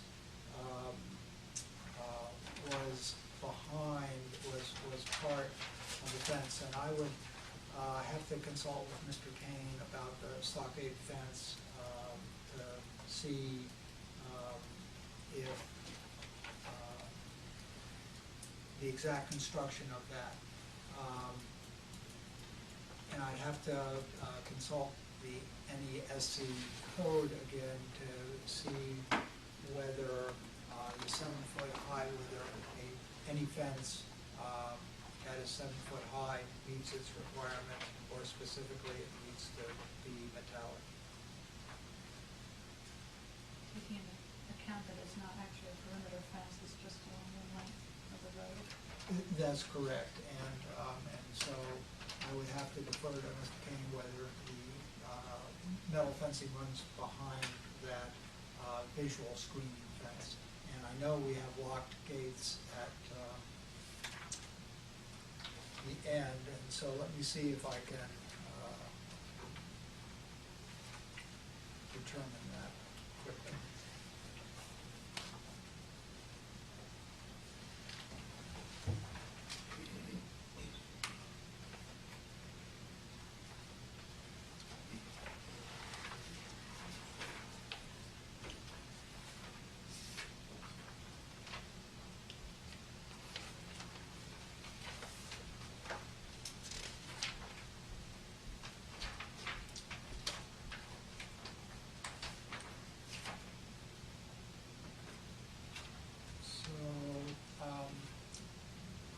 I am looking at exhibit SFS LS 13, which is the agreement between South 40 and Sunset Cliff, which contains Mr. Kane's exhibits of how Sunset Cliff Road visual screening is going to happen. And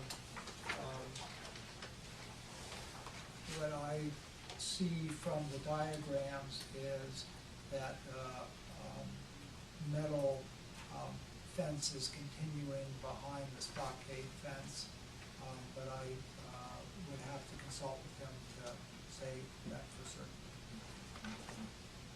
And also about the privacy fence for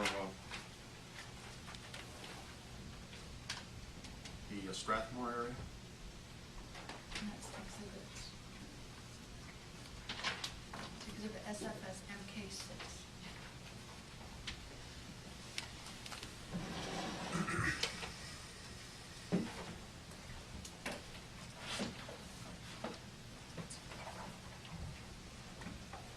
Do you have that? I do.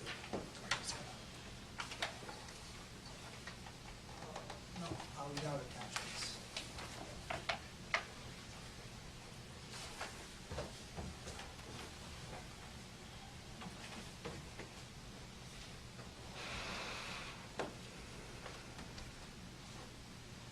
It is my understanding that the privacy fence, like the stockade fence, is in addition to the 7-foot security perimeter fence. Again, I would like to refer to Mr. Kane when he is being asked questions, if he can clarify. And if neither of us can clarify, that is something that we'll need, an answer we'll need to get. We can either circle back when Mr. King is on the stand or take a quick break if you want to consult. Specifically, the question is, the exhibit indicates that there's going to be a transition to the privacy fence from the perimeter fence. And Mr. Murphy's question is, does that still meet with the electrical code requirements? And it's still the same for Sunset Cliff Road on Area 2. It mentions a transition to 8-foot tall black wire mesh fence.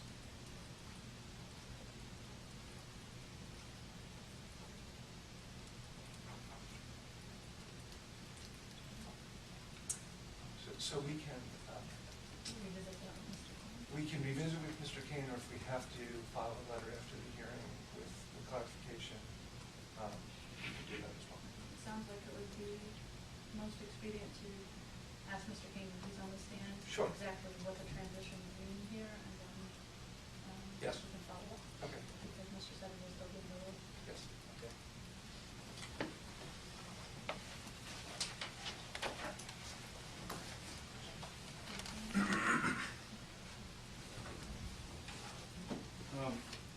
Another question is on the City of Burlington, their sewer easement runs through the property. Yes? As I understand the latest layout, the road actually goes down through that easement. Yes, it does. What are the details as far as that easement, as far as if the City of Burlington ever had to use it as a sewer easement or place another line in? Currently, the access road will run along the easement towards the south and then turn into the field. There is a gate at the northern end and the southern end of that with keys that will be given to the City of Burlington, so they have access to that at any time. And if that sewer does need to be replaced, the access road, which is a 12-foot wide road with a simple gravel base, they will simply dig that up, but have access to that, and it won't disturb the project operation as such. There are no electrical lines or anything under that road, and the sewer, Mr. Matosky has testified the depth of that sewer, but it is way down there. But City of Burlington will have 24/7 access to that easement area. So it won't affect the operation of the solar site. But what about the other side for the landscape plantings in there? Is it your understanding that if they have to be disturbed for any construction, that the project will be responsible for replacing it? I would have to look at the exact landscape plan, but I believe all of our in the shrub vegetative management zone to the east of the right-of-way, all of those will be actually planted off of the easement, so that we will not have plantings except perhaps around the entrance gate that would require removal. I'd have to look at the specific plans, but we have, our fence is on the east side of the easement. We have a 10-foot mow strip outside that fence, and then the vegetative management area and visual screening studies.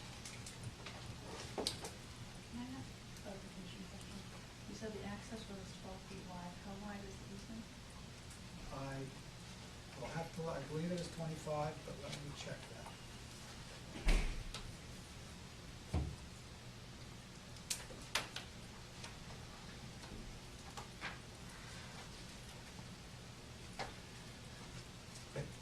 also ask this question of Mr. King, because Yeah, I I think will.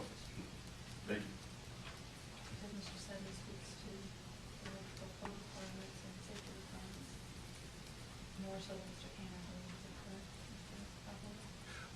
my point was only that the subject to check, I don't believe there's any plantings contemplated for within the right-of-way of the easement, Yeah. and that was purposeful. And I would move it back a step, sorry. That's okay. I guess my question is the road is taking up part of their easement. And if they have to install or repair another line, and have to get out of that easement to make room for the project and the road, if any of the landscaping has to be disturbed, whose responsibility is it to replace it? That would have to be the responsibility of South 40 LLC, because Burlington has the right to come in, maintain that sewer. And my expectation is that there wouldn't have to be any disturbance of the vegetative material, and the panels are clearly a ways away from that easement. But Burlington has the right to do what is necessary to maintain that sewer. And could I ask, when I read along, the access road would go along, I had the impression that it was going to go off to the side. Is it actually going right over, Right down the center. right down the center? And is there any concern about transportation over that road affecting the city? No, there's not. Mr. Matosky has testified as to the load bearing from on that road and the depth of the sewer, and that there would be no possibility of damage. I don't have his testimony right in front of me, but The city has moved to this location of the access road. yes, they have.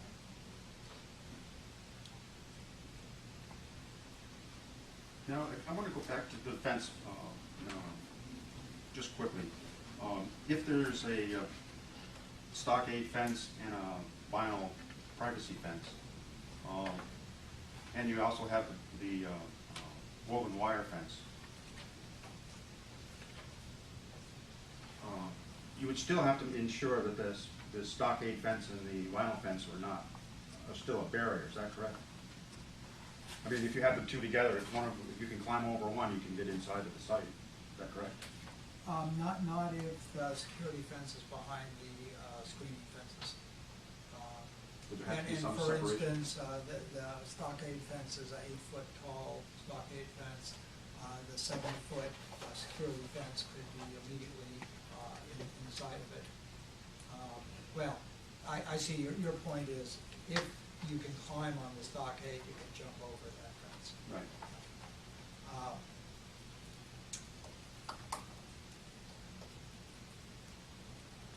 I really don't have an opinion on whether that meets code or not. A 7-foot fence can be climbed as well.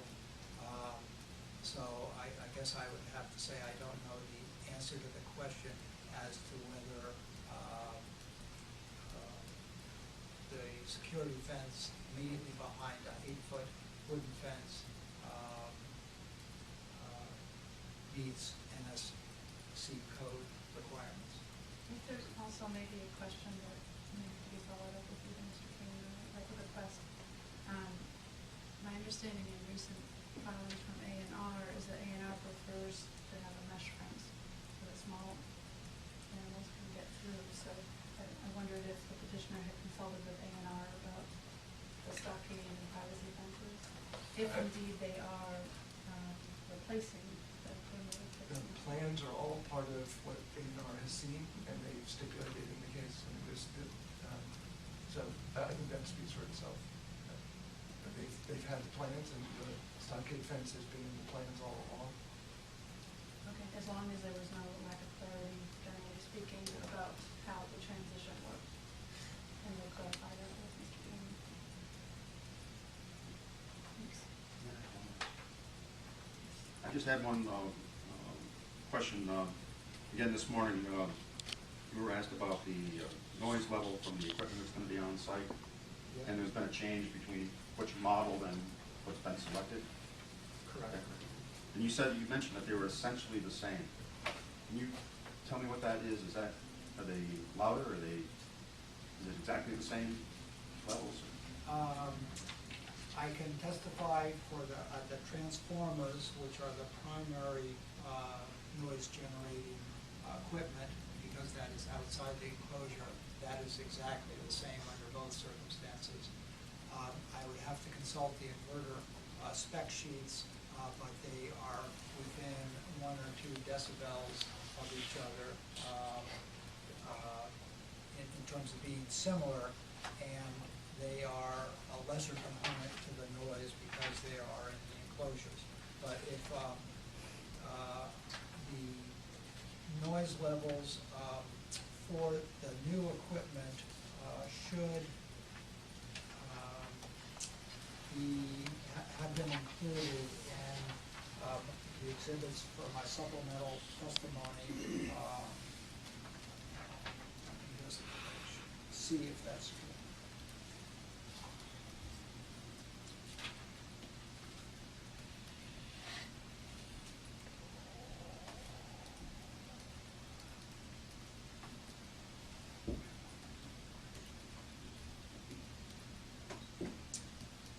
It does not appear that we have submitted new spec sheets for the selectary inverters. We submitted spec sheets for the SMA inverters in my original testimony. So if you would like, I'd be happy to get that spec sheet and get you the decibel rating on the inverter equation. But the transformers will be the same.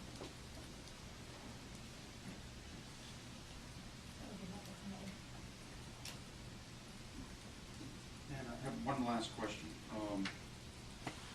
You mentioned, and I didn't catch the interval, but how often is the site physically inspected once you're in operation?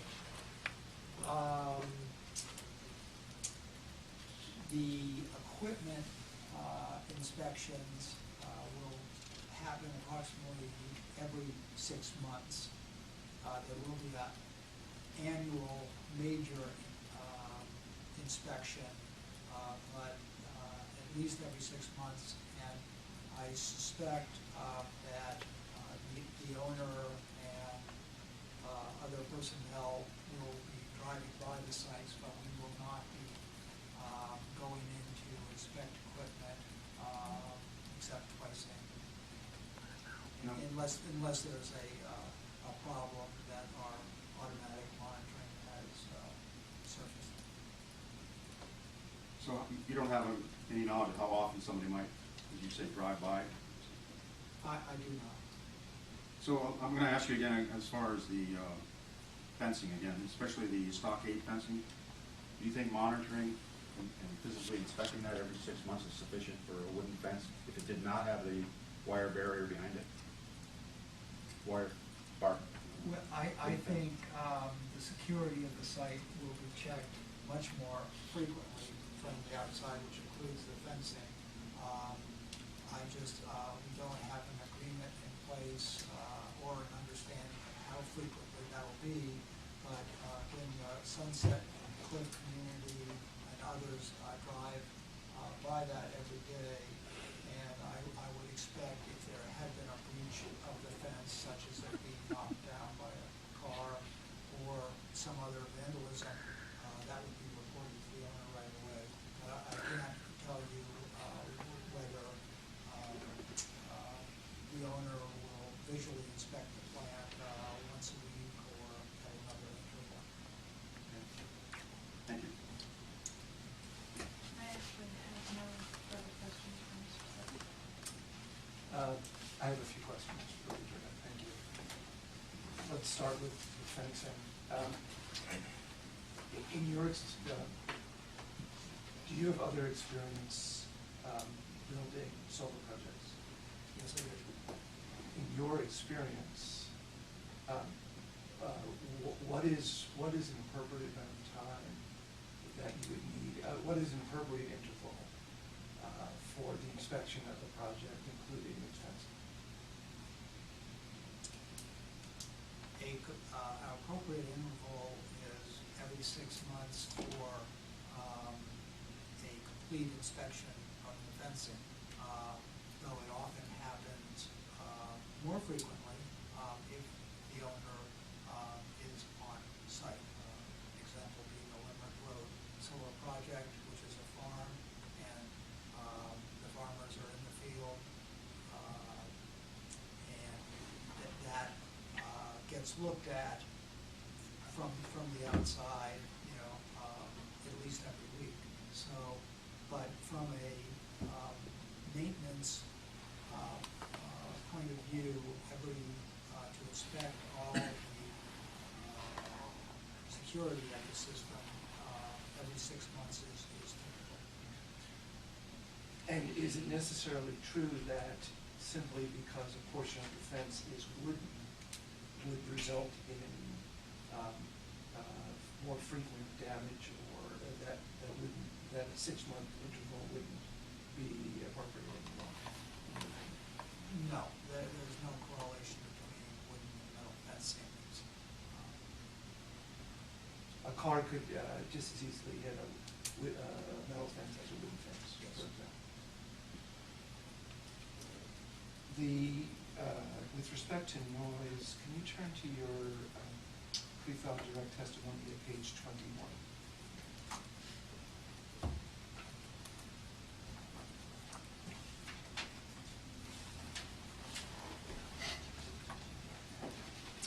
Okay?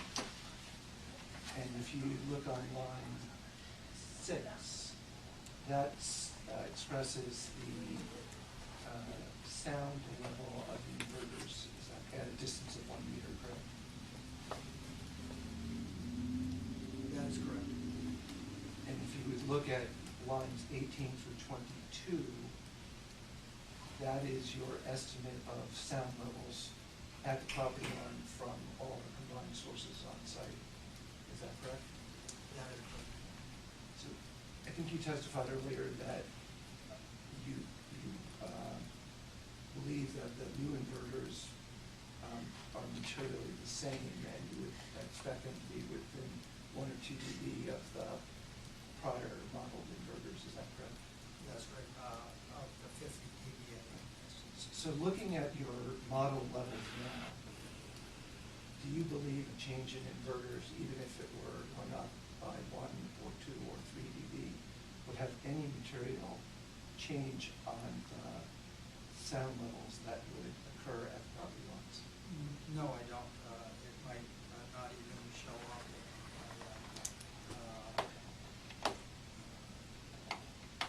the 10th decimal place. In your experience, are the sound levels that you're projecting here, would you characterize them as low, medium, high? I would characterize them as low and below ambient noise levels at most residential neighborhoods.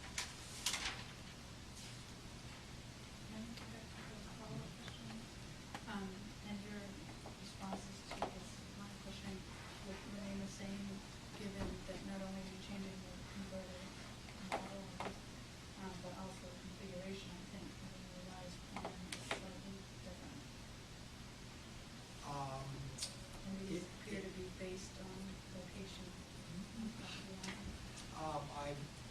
I believe the locations of the inverters are almost the same. One might have moved one row, but it was important to keep the inverter transformer enclosures in the right place to bring wires into, and also out of the wetland buffer areas. And I would have to check the site plans to say that they did not move at all, but they are essentially in the same place. So I do believe that the sound levels from the new revised site plan will be essentially the same as in my pre-filed testimony. Turning to a different subject, can you turn to page 7 of your direct?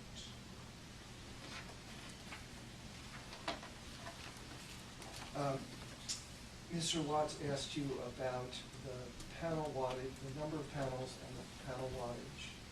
And I think there seems to be some confusion between your direct testimony and your supplemental, because they appear to be using the same wattage. Hopefully to clarify, is it your testimony that the currently designed project would use 315 watt panels? And if you can't answer it, that's fine, but.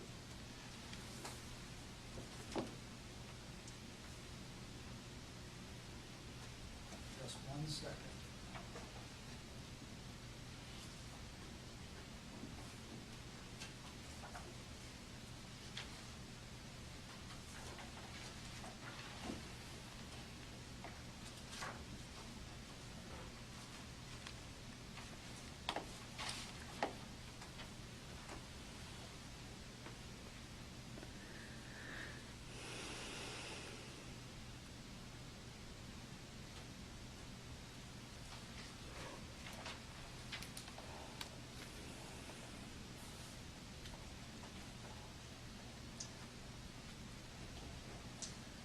I would like to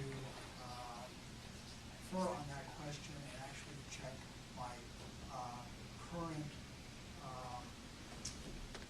drawings and one line to make sure that the modules are now not 320 watt modules. So I think there is an inconsistency there. I know that the footprint is correct that is shown on Mr. Matosky's civil plans. But I thought that we had increased the module watt by 5 watts over the original proposal because those panels were now available. And so with your permission, I'd like to check that, and the panel size is, the physical size is the same, but I want to make sure that the current drawings do not rely on a 320 watt module, which is not built. So, you just said that the footprint of the project, as shown on LS3 Rev, your testimony is that that footprint is correct for the panels. Yes, that footprint is, and I know I worked with Mr. Matosky to get my engineering drawings, and so that has been double checked. Mr. Matosky does not show panel wattage on his drawing, and so I would like to be able to confirm. Okay. Well, so footprint is the same, is correct, and is the AC output of the project as between the original project and the proposed project, does it remain 2.5 megawatts AC? Yes, it does. Nameplate capacity of derating. Nameplate capacity. That Derating. That is the AC capacity. There are no deratings of inverters.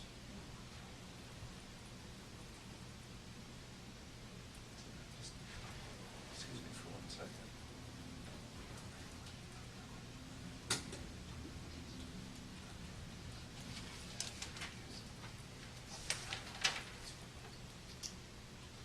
Yep.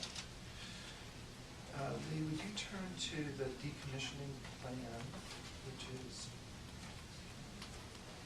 original testimony LS9?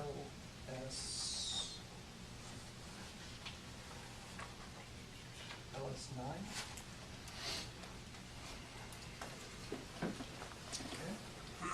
Section 4, second paragraph. Mr. Kosicki asked you whether it was your understanding that whether the inflation adjustment would occur annually. I think you were unsure.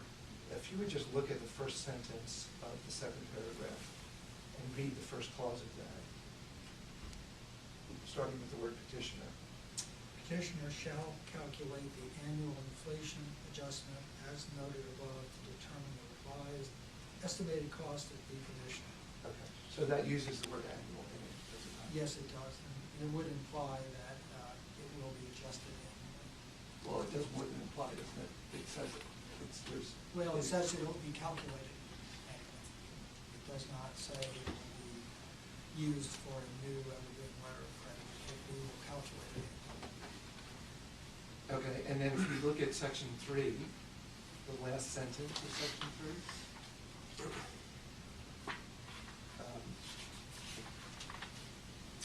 Petitioner shall file annual reports with the Board and Department of Public Service on the status of decommissioning fund after each annual adjustment. So that will imply that it will be adjusted annually. That says that it will be upon It says it will be, and I would now agree that it will be adjusted annually. Okay, good.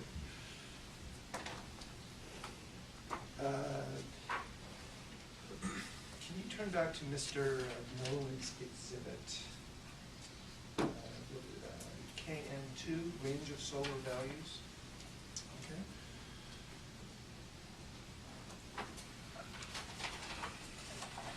I think there might have been some confusion about whether that diagram included any information about that came from the JEDI model. Am I correct that this has nothing to do with the JEDI output? There's no values in here that are reflective of the JEDI output, is that correct? That is correct. Is Mr. Nolan the best person to describe how he created this document? Absolutely, because it relies on DEP's spreadsheet, and I simply use that to mimic Dr. Hopkins' assumptions with my one correction. So Mr. Nolan really can speak to the values he calculated and DEP calculated. You separately did an economic analysis using the JEDI model, correct? That is correct. And you compared your results from the JEDI model to Mr. Hopkins' analysis using the REMI model. That is correct. Mr. Hopkins, in doing that, only considered his estimate of the PPA price impact. That was all his REMI analysis included. Is that your understanding? That is correct. His testimony states that he did not at the time have enough cost data on the plant to do the full REMI analysis. So his analysis simply included either the cost or benefit of the rate impact to Burlington ratepayers. And would you say, looking at this exhibit, the worst case or lowest case scenario would be Mr. Hopkins' scenario, the scenario labeled Hopkins? Yes. Is that the scenario that you compared in your table, in your rebuttal testimony? Yes, it is.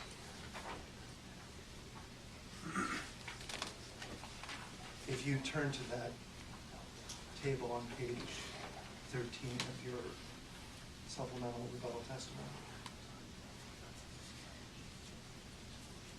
Okay. If you were to add Mr. Hopkins' estimate of the economic effect of the PPA with your JEDI output,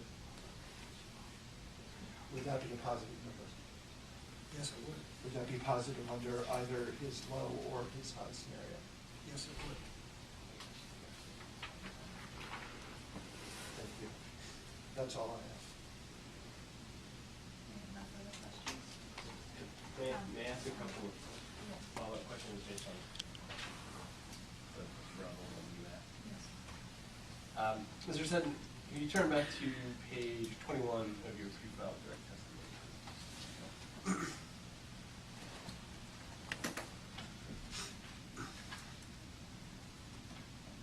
Okay. Looking at the bottom of the page with respect to the decibel limits, the decibel levels at the various property line, could you explain to me whether those are readings that are taken at certain places on the property lines, or are they the highest level recorded at any given property They are the closest point of the property line to the combined inverters, and so they in fact would be the highest noise levels. What I did is I calculated the noise level of an entire inverter transformer enclosure, and there were two of them, and I used those two sound sources and found the closest point of the northern western property lines and calculated my decibels. And then the nearest residence, I believe, is 218 Curtis Avenue, so I calculated also at the nearest residence.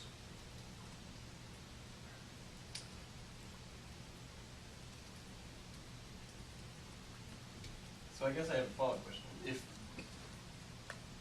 If the nearest residence is on Curtis Ave, that is the eastern property line, correct? That is correct. Is the nearest residence closer to the combined inverters than the eastern property line?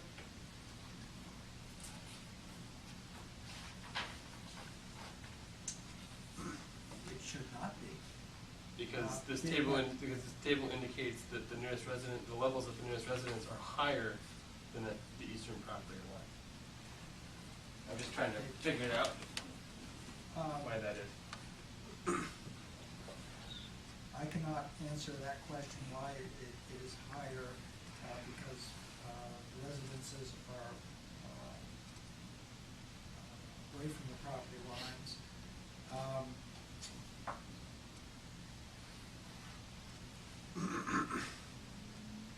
I may, the decibels at the property lines may have been done in cardinal directions, so taking the inverters and going due east, due north, rather than, which I'm not sure would be the closest point, but I can find my calculations and see why the nearest residence is higher. And my only explanation would be that I used cardinal directions to calculate what the property line sound levels. Thank you.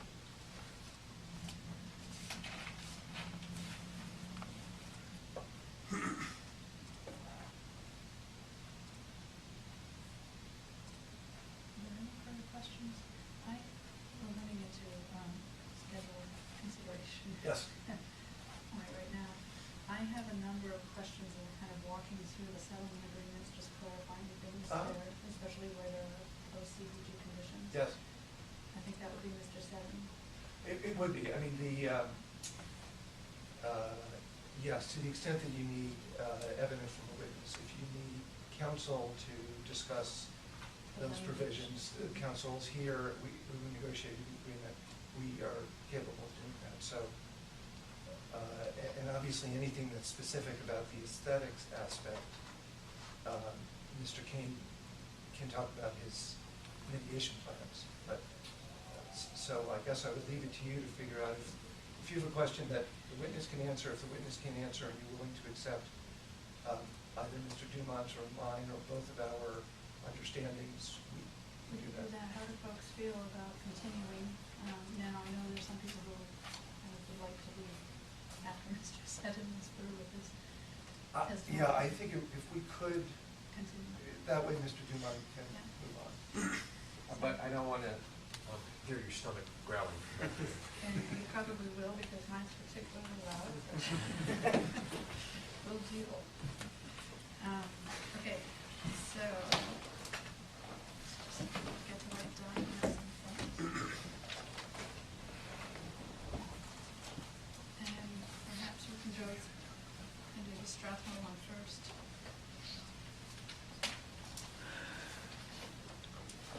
Did you say Strathmore first? Yeah.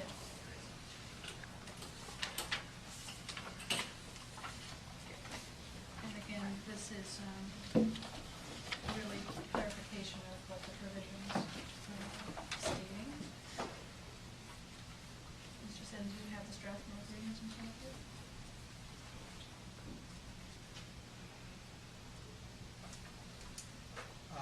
Yes, I do. I have a copy of SFS LS 16.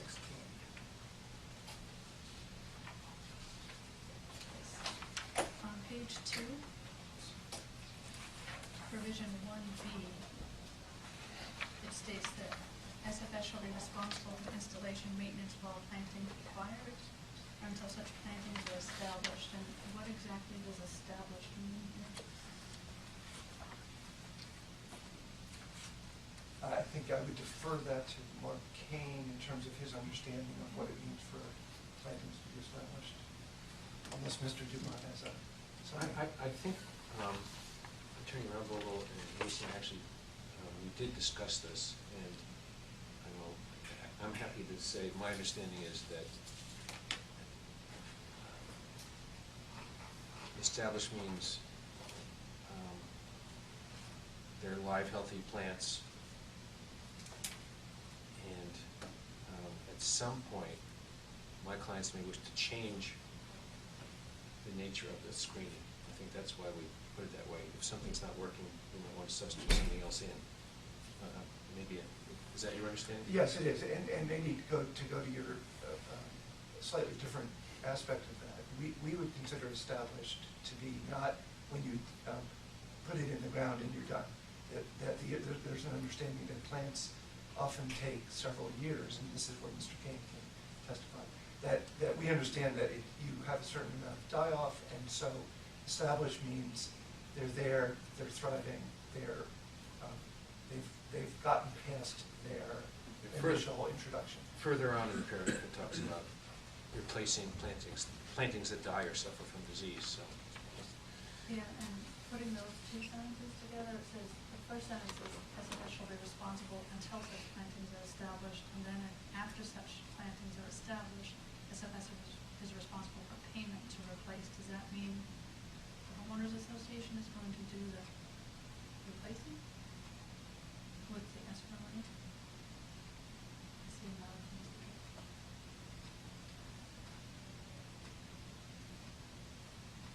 I don't think it's an issue of escrow money on that. I think that the South 40, I think like every petitioner, understands that if it has landscaping that is part of its project, that it is responsible for the ongoing maintenance or replacement of that landscaping through the life of the project. And so I don't think there's any debate that South 40 continues to be responsible. Okay. It's not clear in the language to me. It sounds like the responsibility ends after the plans are established. Your eye is sharper than mine. I should have caught that during the negotiation process. Okay, but that's So understanding on both. But I think that's, parties. well, right, the sentence, after such plantings are established, SFS shall be responsible for payment to replace any of the plantings that may later die or suffer from disease. The reason why it says payment is because the plantings are on the Strathmore side of the property. So once they're established, the view was that Strathmore may want to be in the driver's seat to in fact, be making physical changes. Okay. Jim, tell me if you...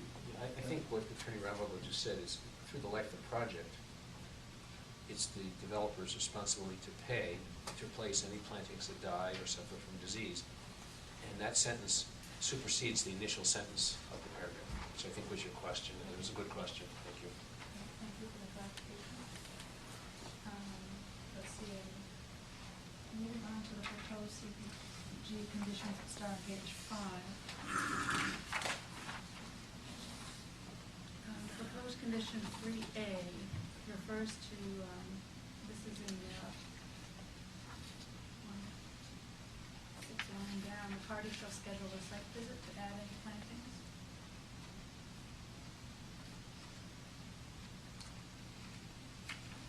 Should that, is what you mean here is that the party shall schedule a site visit to agree on any plantings, or are you going to go in? Yes, that's my understanding.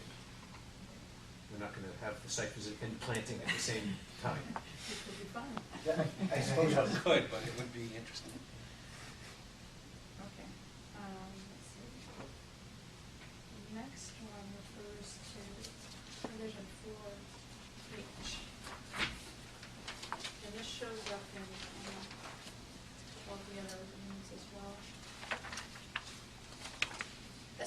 transfer and assign this agreement, provided that any such assignment shall not become effective unless and until an assignee assumes the obligations and rights. How does this fit with the board's CPG transfer approval? It is independent in the sense that, as you know, the CPG would have to get board approval to be transferred, and that supersedes everything. So if you don't get the board to agree to the transfer of the underlying CPG, then you can't effectuate the transfer of the agreement itself. But the agreement is, in a sense, it's a contract or agreement between parties. It doesn't affect the legal responsibilities of the petitioner. So you agree that if this condition is adopted by the board and included in the CPG, this is really a must transfer and assign this agreement because this becomes a part? Yes, that is one, yes, I would agree one can't go without the other. And I would agree that the CPG, I know, will say the CPG may not be transferred without prior board approval. Great, thank you. So I would just add to what Attorney Rothwell says, that we were looking at what we're adding to what the board would otherwise require is the recording protection in the city's land records to protect against some claim that some other, say, a creditor didn't have notice of the obligation, because this is going to require recording of the assignment to protect my clients against that potential claim from some creditor. Thank you. So that was it for my questions on this agreement. Okay.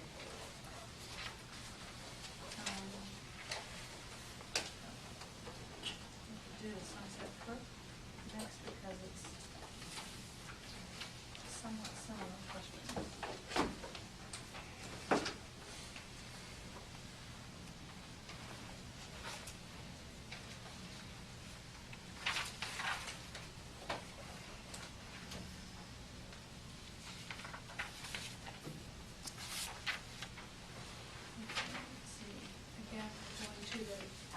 Proposed conditions is on page 2 of the agreement.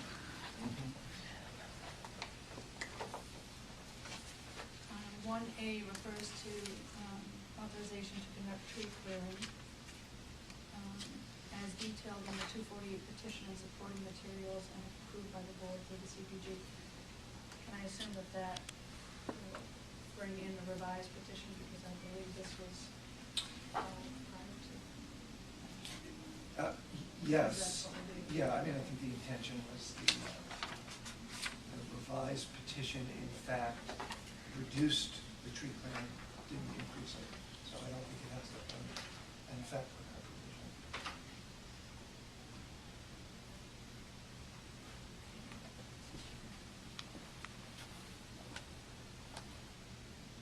And in 1B referred to possibility of redacting documents to protect confidential business information. Is there, if the homeowners association wants to contest such a redacting, do they go to the board?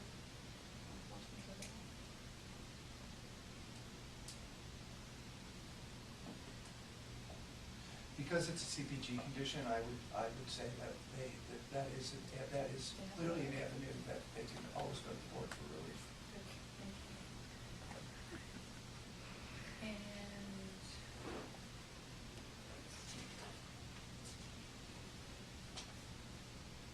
before I do the provision regarding the site visit, and this is 1F.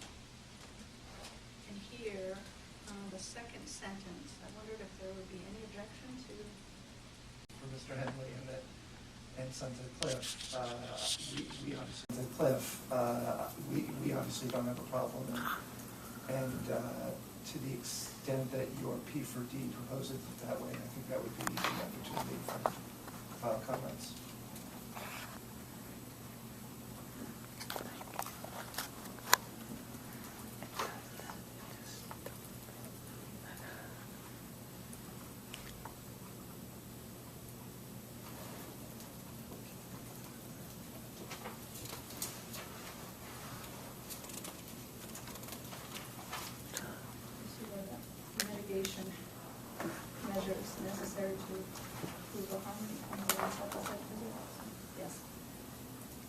that same paragraph, actually. So this is, the language of the agreement is saying that the board shall schedule a site visit to determine whether any reasonable mitigation measures are necessary to improve the harmony of the project. That sounds to me like launching the proceeding. Well, just read all the words. The board shall schedule a site visit to review the effectiveness of the landscaping measures and to determine whether any other measures are necessary. So I believe the intention of the parties was, here's the landscaping plan we're agreeing to. We need to, see what it looks like on, as implemented. And if it doesn't meet the intent of the plan and the parties, that's an opportunity for the board to require other reasonable measures. So the purpose of the site visit is to simply check to make sure that the parties' expectations and the board's expectations are met. And it provides the avenue to the. I think if there's any dispute over it, it could end up as a proceeding. Yeah. I don't think this necessarily will result in a formal proceeding. It could be, for example, a site visit is conducted, the board or the hearing officer at the site visit says, any party who wishes to make recommendations about anything further shall file them with the board. And if there's any dispute, then only if there's a dispute do I think you have to open up the proceeding. Right.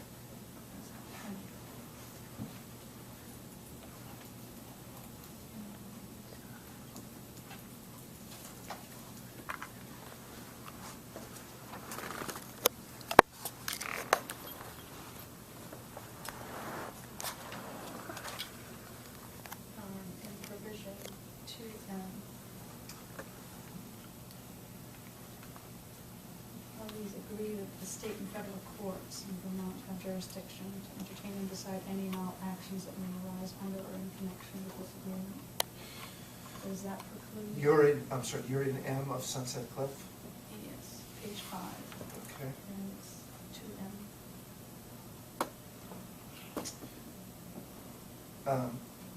Well, I would go back up to the prior sentence.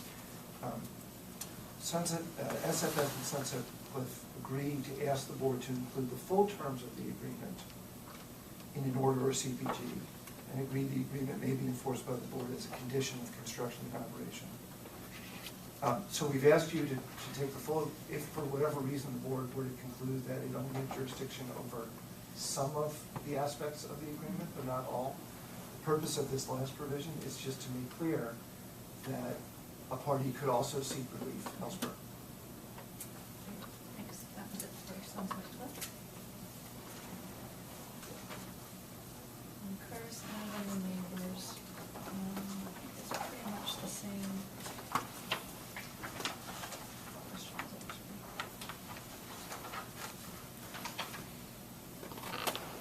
There again, the use of the word established. Nothing's established. And the transfer and assignment is again. Mhm. Right, so I wouldn't, our view would be that it has the same meaning as we previously described. Thank you. And we have a question on L, let's see if that's one.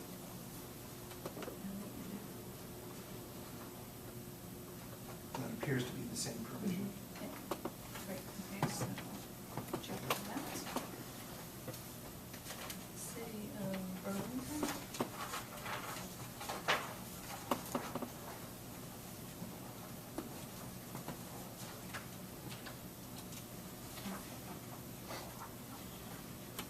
Original few days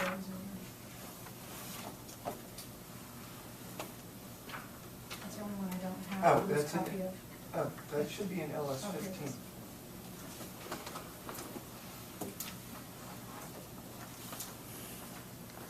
This is the shortest one, so don't worry. Actually, a few questions, and this was really a tiny one. The third whereas statement, I'm assuming that's a typo, and it's not the sewer lien, but. That is a typo. Okay. And that was it. Burlington. Did have a question on department agreements. And again, this is really just language clarification.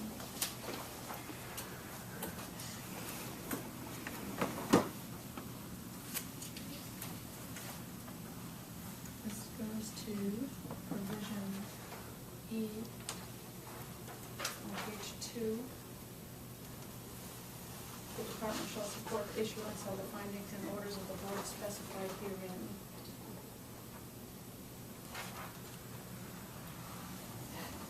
I'm not sure exactly what that's saying, because the findings and orders of the board don't specify the requests.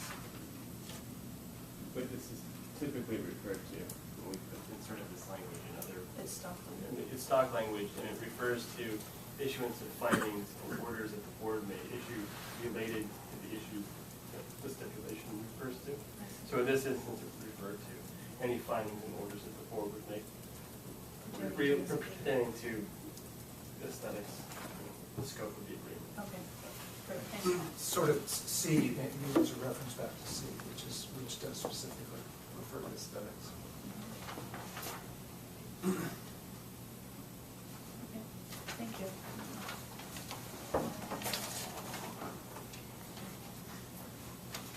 That was it? Okay, thanks. If I may, just on the Strathmore agreement, the attachment B, that is part of the agreement, is missing a book and page number reference to the city land records, and council have agreed that we're gonna substitute a second attachment B that has the book and page number in it before the record closes. Great. Thank you. Thanks. Okay, so much for my prediction about time. So I assume we'll break for lunch, maybe a short lunch if we can indulge you. Works for me.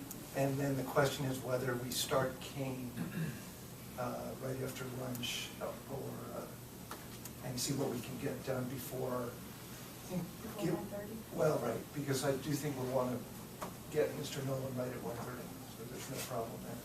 And we have very few questions for Mr. Kane on our part. I don't know if other parties, Mr. Lesher, if you have a question? Before we break, I just wanted to make that motion to get the cross-examination exhibits in, cross 4 and cross 5, into the record. SFSJL cross 4 and SFSJL cross 5, which Mr. Lesher provided to Mr. Seddon in his cross-examination. We would object on the basis that they're both hearsay, not prepared by this witness. He expressed no personal knowledge or in the documents, and there's no basis, I think, to bring them in at this point. Mr. Lesher? I have been representing myself pro se and have never proclaimed myself to be an expert in this area, so I will admit that I'm not an expert and did not prepare this information. But my knowledge acquired during this course has been from reading documents like this. But the issue is not his expertise, that he's seeking to have them admitted as cross-exhibits for this witness. And he has actually stated in his pre-trial testimony that he's not an expert. So I don't think he can take advantage of any rule of evidence that would allow hearsay to be brought in by an expert for purposes of supporting their opinion. I would note that he's already submitted, and we didn't object, to an exhibit to his direct that includes what's in cross 5. Yeah, 5 is part of the So analysis so report. we're sort of past that, but I don't think cross 5 itself comes in with respect to this witness. And cross 4 was not submitted in his pre-file direct, and the witness has demonstrated no prior experience or knowledge with this document, and so I don't think there's a basis for it. I'm inclined to deny this document because I think it doesn't add to your previous filings. This SFSJL cross 5 was included in attachments to your testimony. And on that point, would you like to move your testimony and attached exhibits into the record? evidence. Okay. Are there any objections? No. No. No. So we will enter your full testimony and attach exhibits. Thank you. And we will not enter SFS jail cost 4. Okay? So, anything else? Clean up before? What time would you like to start? Is half an hour too short for folks? Do you want 45 minutes, an hour? Well, an hour will be. Half an hour is pushing it. I understand the timing issue, Yeah. considering Mr. Nolan's availability. I guess the, Maybe we should assume that we start with Mr. Nolan at 1:30. well, no, I was gonna say, who has questions for Mr. King? I do. Mr. Lesher, and we had some follow-up questions on the fencing. Okay. That could take 15 minutes. Yeah. Do you have an Yeah. estimate of how much time you might? 15 minutes. I expect to get some objections though.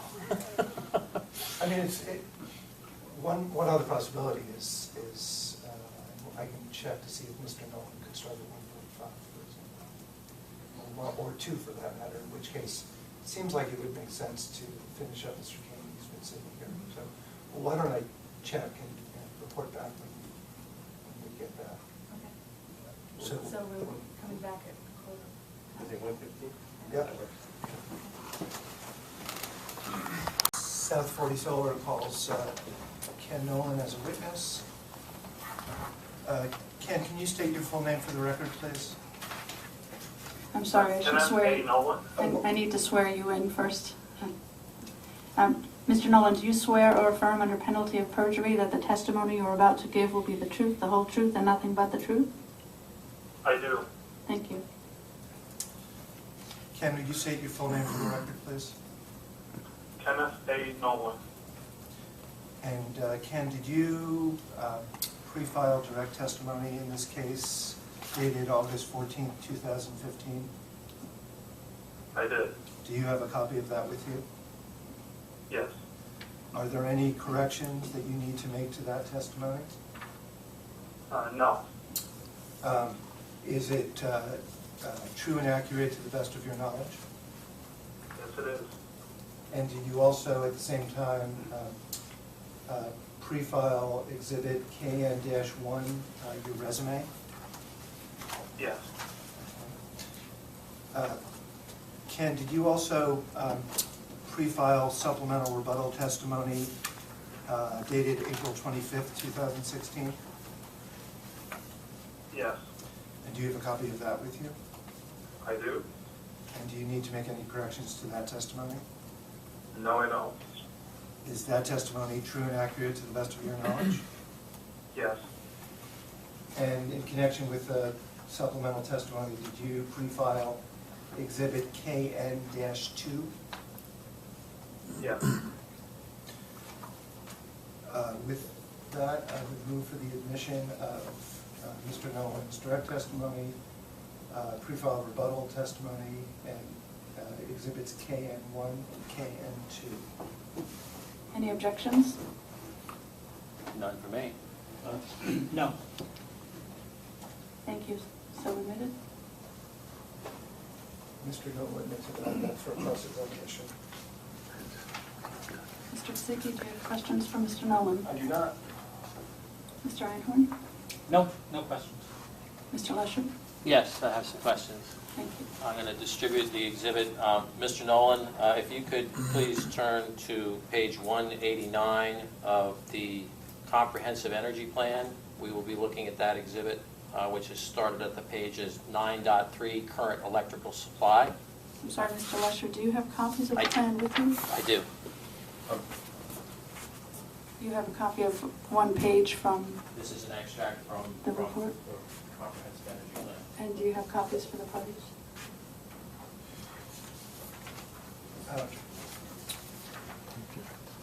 Madam Hearing Officer, BDS. Yes. Do you have a copy of the, One moment. did Mr. Nolan have a copy with him? of the report? He does. We give him the entire plan. He's just getting to the page. Okay, section 9.3, current electric supply, I have in front of me. Great, okay. Mr. Rob Vogel has a, Because I don't want to be disruptive to the cross-examination, but I think there's still, again, a fundamental issue, which is that any cross-examination of this witness needs to be within the scope of Mr. Lesher's intervention and needs to be within the scope of this witness's testimony. This witness's direct testimony related to the need for the project under B2 and IRP planning under BE6. His rebuttal testimony addressed issues that Mr. Hopkins raised about the PPA and addressed one issue that Mr. Lesher raised concerning BED's sale of RECs, although he noted in his testimony that the issue seemed to be irrelevant to this proceeding.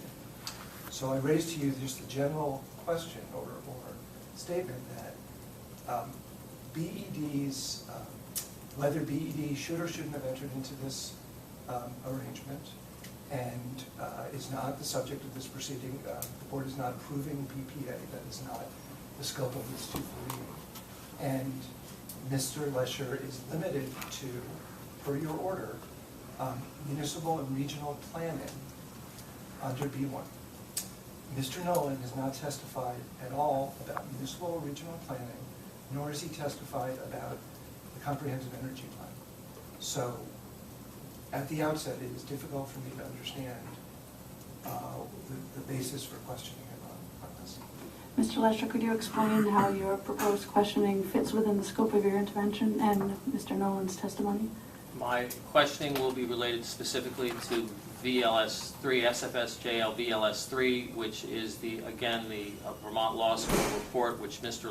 Nolan refuted in his testimony to my direct testimony, in his rebuttal testimony to my direct testimony. I will not stray beyond that, so I submitted my initial exhibit, but it is part of the record, and Mr. Nolan's rebuttal of the direct testimony that I submitted is related to that VLS report. So I'm really just exploring the source of the information for the statement that was quoted by me in from the VLS report, and I'm just asking for Mr. Nolan's review of the source of the information, which is from the Comprehensive Energy Plan, which Mr. Nolan has in front of him. So my goal here, as it relates to municipal and regional development plans, again has to do with the renewableness of this power and the assertions by the folks proposing this project that this power is in fact renewable.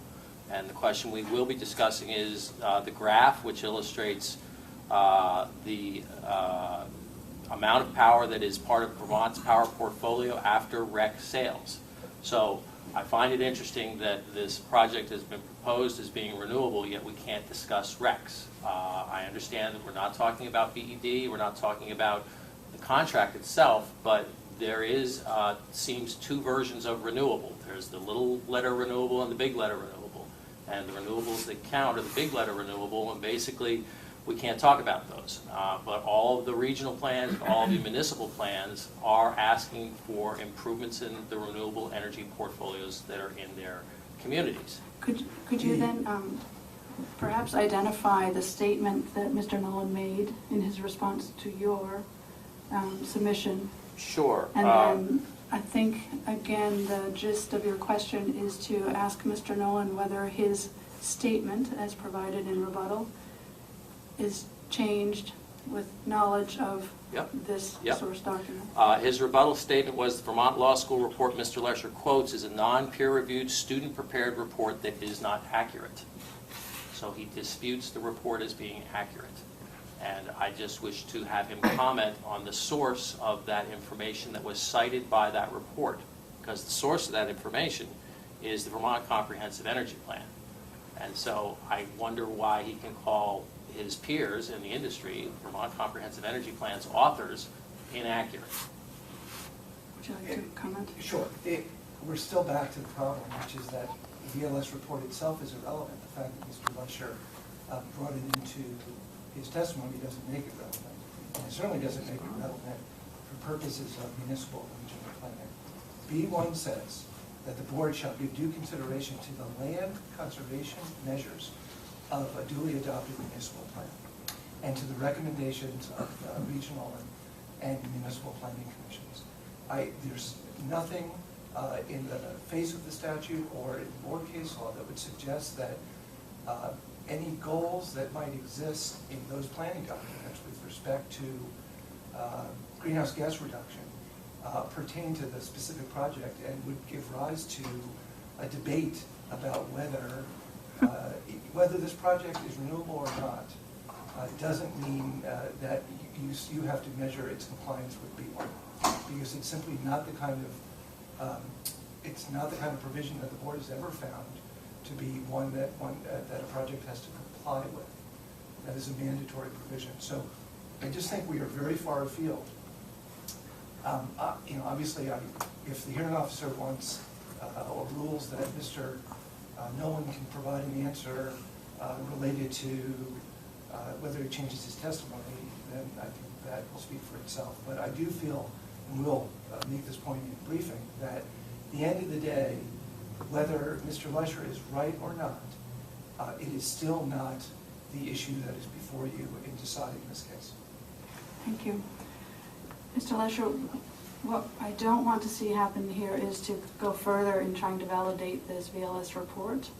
But if you can clarify or rephrase your question so that it is targeted at what Mr. Nolan has testified to as it relates to your interest in orderly development in terms of Burlington city plans or regional plans, please do so. Okay, I will attempt to do so, and if I fail in that, please give the answer whatever consideration you think it merits. I will leave it to your judgment to determine what to do with any answers that develop. So, thank you. Thank you. So, Mr. Nolan, in your rebuttal testimony, you contradicted the following statement that was included in the direct pre-filed testimony of John Lesher and in the exhibit SFS-JL 3 VLS Energy Clinic report on REC's final for SNRE. Quote from the report, according to the Vermont 2016 Comprehensive Energy Plan, Vermonters receive 0% of their energy from solar and wind sources. Vermont's electric sector greenhouse gas emissions have approximately doubled over the last decade, partly due to flawed renewable energy policies. Your rebuttal was the following. The Vermont Law School report Mr. Lesher quotes is a non-peer-reviewed, student-prepared report that is not accurate. The source of that information in that report was presented in that exhibit, SFS-JL 3 VLS Energy Clinic report, indicates that the source of that information was the 2016 Comprehensive Energy Plan prepared by the Vermont Department of Public Service. Please review that page 189, and the graphs on that indicate on the right-hand side the amount of power from each type of power source that is part of Vermont's energy use portfolio after REC transactions. Keeping in mind that the regional and municipal development plans of Burlington and Chittenden County both are seeking to increase the amount of renewable energy in their particular geographical areas, how do you respond to the graph's illustration that there is no power from solar and no power from wind in the whole state of Vermont after REC transactions? Ken, before you answer, that was a mouthful. I don't know. I mean, there was a lot of testifying by Mr. Lesher as to certain facts that may or may not be in evidence, and I think it was a compound question, so I'm not sure that was really an answerable question. It also presumes that when Mr. Nolan made the statement, the report is not accurate, it doesn't specify what part of that report is not accurate. So there's been no foundation to even determine from Mr. Nolan what he was referring to before Mr. Lesher has jumped to connecting the dots between the VLS study, the Comprehensive Energy Plan, and the municipal and regional plans. I think it has to be unpacked a little bit. Mr. Lesher, does this page of this document show up anywhere else in your testimony or attached? No, it does not.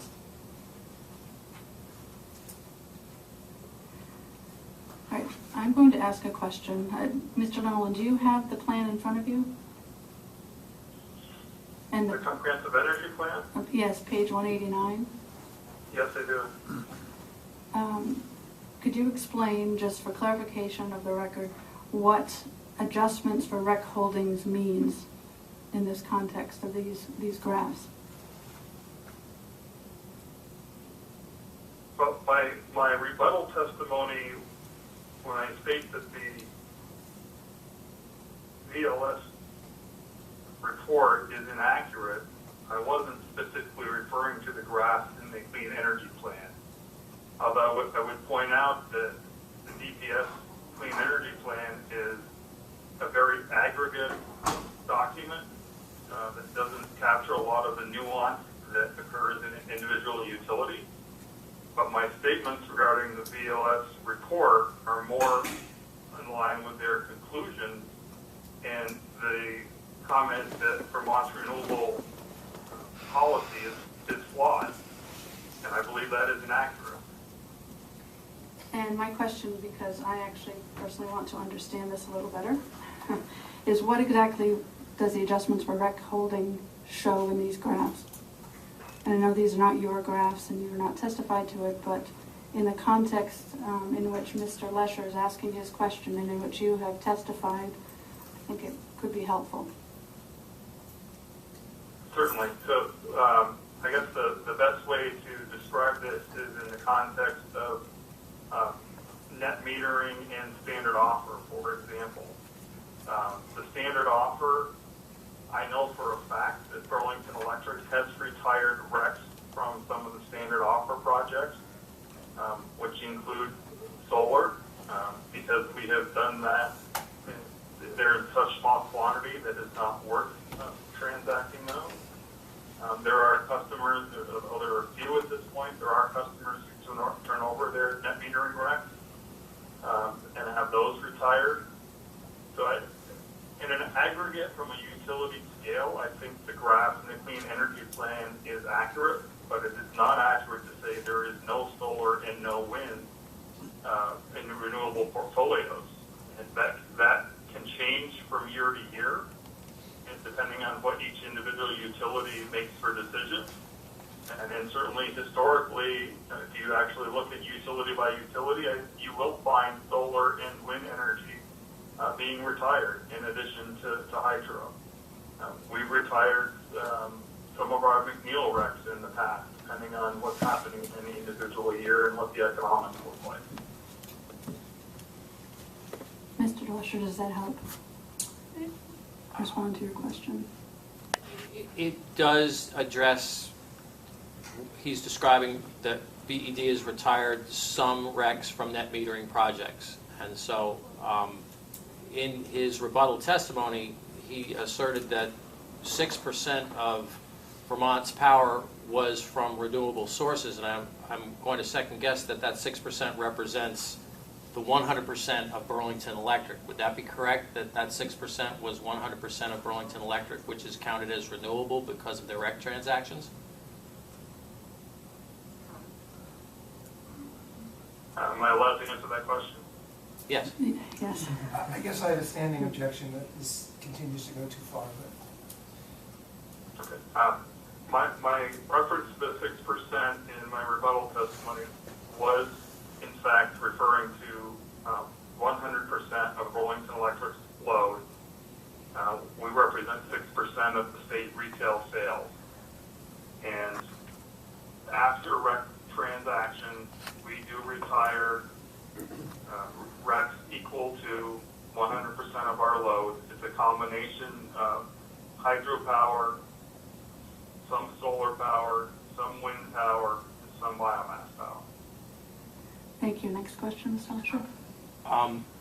To replace the RECs that are sold out of state, do you purchase no power or get credited for no power from the ISO New England management when you sell a REC to Massachusetts? I'm not familiar with the no power term.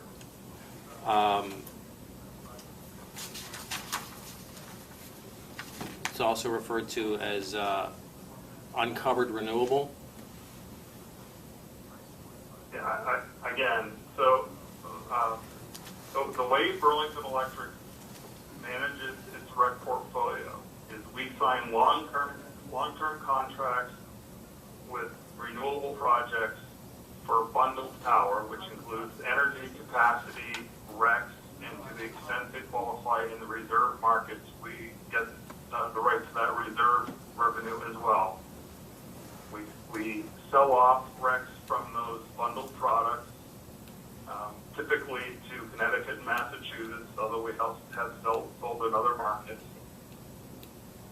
And then we buy back RECs from other generation, typically small-scale hydro in Maine or Connecticut, equal to the amount of RECs we have sold off from the bundled products. So the wind or solar that we sell in other states, we buy an equivalent amount of RECs from hydropower to offset those sales. But those transactions do not occur through ISO New England. They are direct bilateral contracts with the other third parties. Okay, thank you.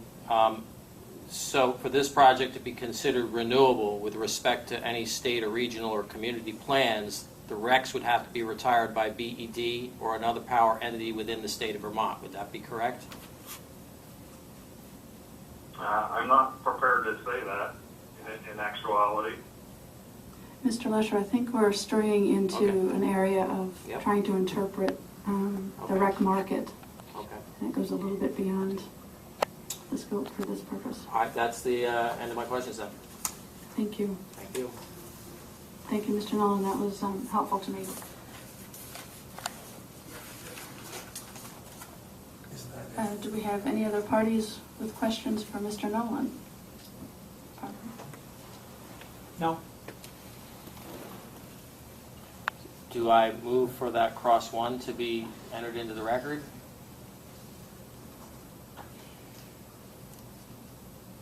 Yes, go ahead and move. I'd like to make a motion to enter cross one into the record. Any objections? Excuse me for a moment.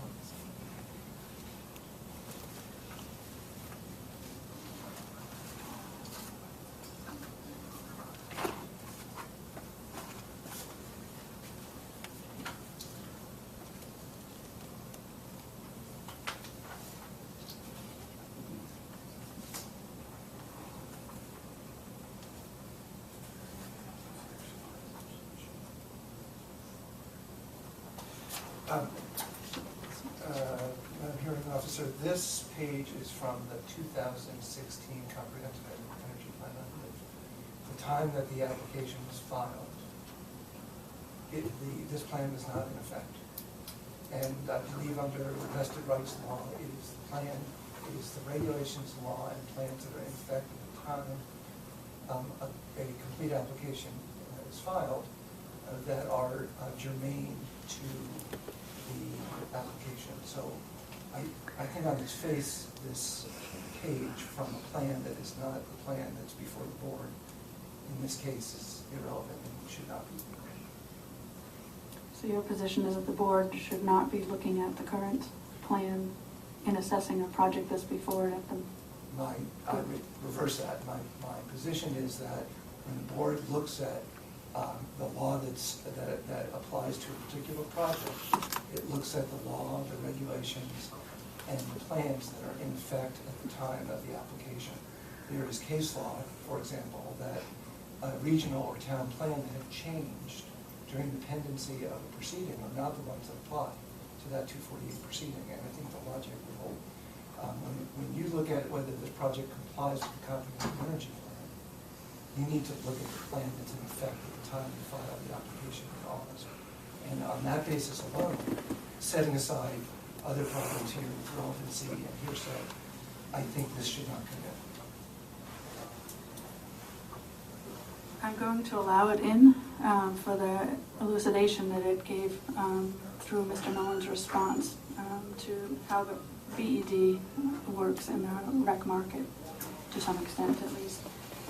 So I will allow this in as SFS JL Cross 1.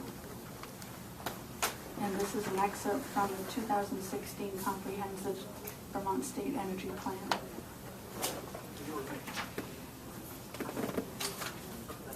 And it will get the weight that it Mr. Yeah. Thank you.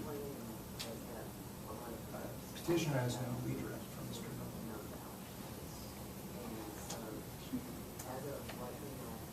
I guess that's, no more questions for Mr. Nolan then. Okay, Ken, you're off the hook. Thank you for allowing me to call in. Thank you. Thank you.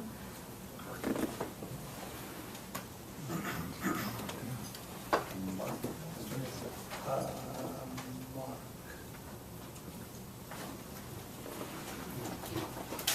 Oh, sorry. I'm sorry, I didn't think you said, I didn't see you there. We just got the record here for a second. First you have to apologize. Yes. I don't know what your availability, I mean, I think we were operating with something new, right after.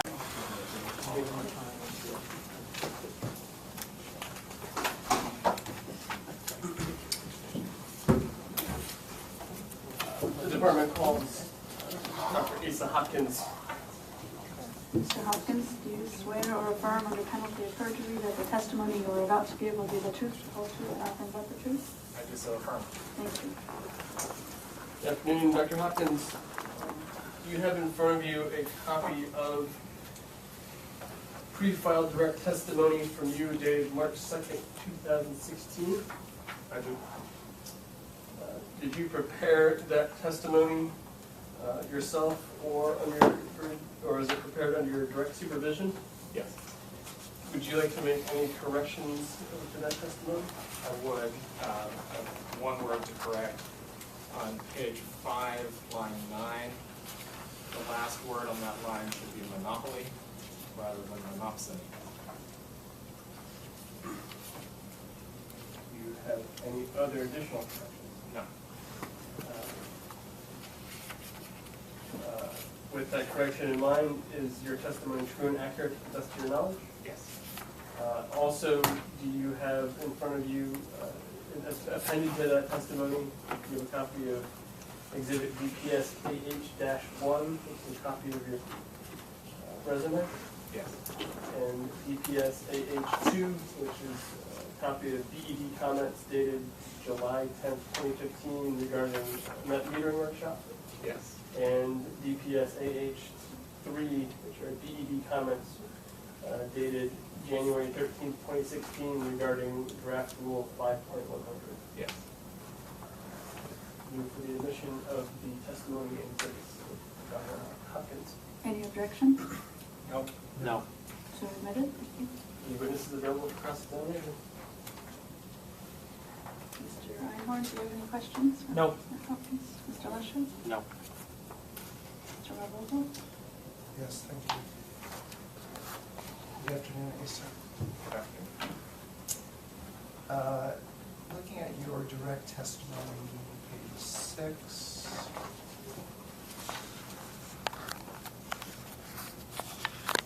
Excuse me, page 7. This is the section of your testimony that deals with the project's compliance with section 248B for economic benefits. Is that correct? Yes. And in answer to the question, is the net GDP benefit from the construction and operation of the project sufficient to overcome this deficit? You responded, the petitioner has not provided sufficient information in its petition. Is that correct? Yes. And you were referring to, the question referred to net GDP. GDP is gross domestic product? Yes. And you were specifically interested in Vermont GDP, correct? And when you were comparing it to overcome this deficit, the deficit you were referring to was your estimate of the, in your view, the cost of the PPA, or the value of the PPA. Yeah, I would say that the net value or net cost of the PPA, the cost of the PPA relative to the value delivered to Burlington ratepayers. Right. And you looked at the PPA price, and then you used an economic model, REMI, to evaluate the impact of the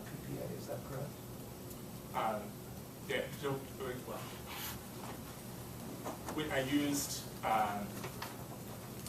multipliers derived from the REMI model. We didn't run a full model of the REMI tool to evaluate the impact of that net cost. Right, and that is, you didn't use the REMI model to try to evaluate all the economic impacts of the project.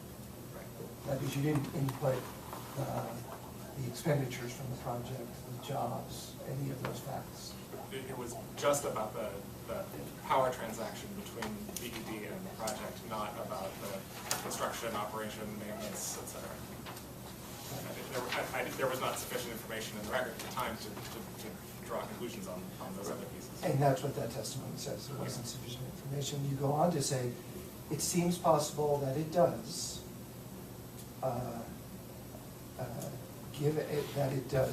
meaning that the project is sufficient to overcome the deficit, given the claimed Vermont-centric development team. However, I would need to see analysis that breaks down the development and O&M costs into their component parts, identifying which are likely to be sourced from Vermont suppliers or use Vermont labor in order to conclude this with certainty.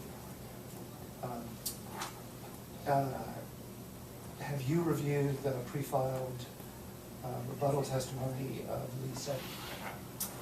And am I correct that Mr. Seddon used a different economic modeling tool, commonly referred to as JEDI, to look at the potential economic effects of the project? Right. And the department was provided with the underlying data inputs that Mr. Seddon used in running the REMI model, the JEDI model. Is that correct? Yes. And you have reviewed the results that Mr. Seddon reported out in his pre-filed supplemental testimony? Yes.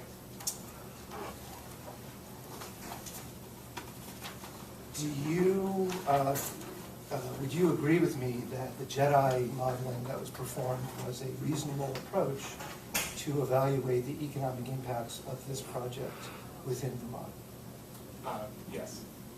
We may get to this in a moment, but I'll just say that the outputs of the JEDI model are not expressed in terms of GDP, and so you can't do a direct apples to apples with the REMI analysis, but it's definitely the same. It's the same kind of tool and a credible tool for that purpose. Thank you. And you were not here for Mr.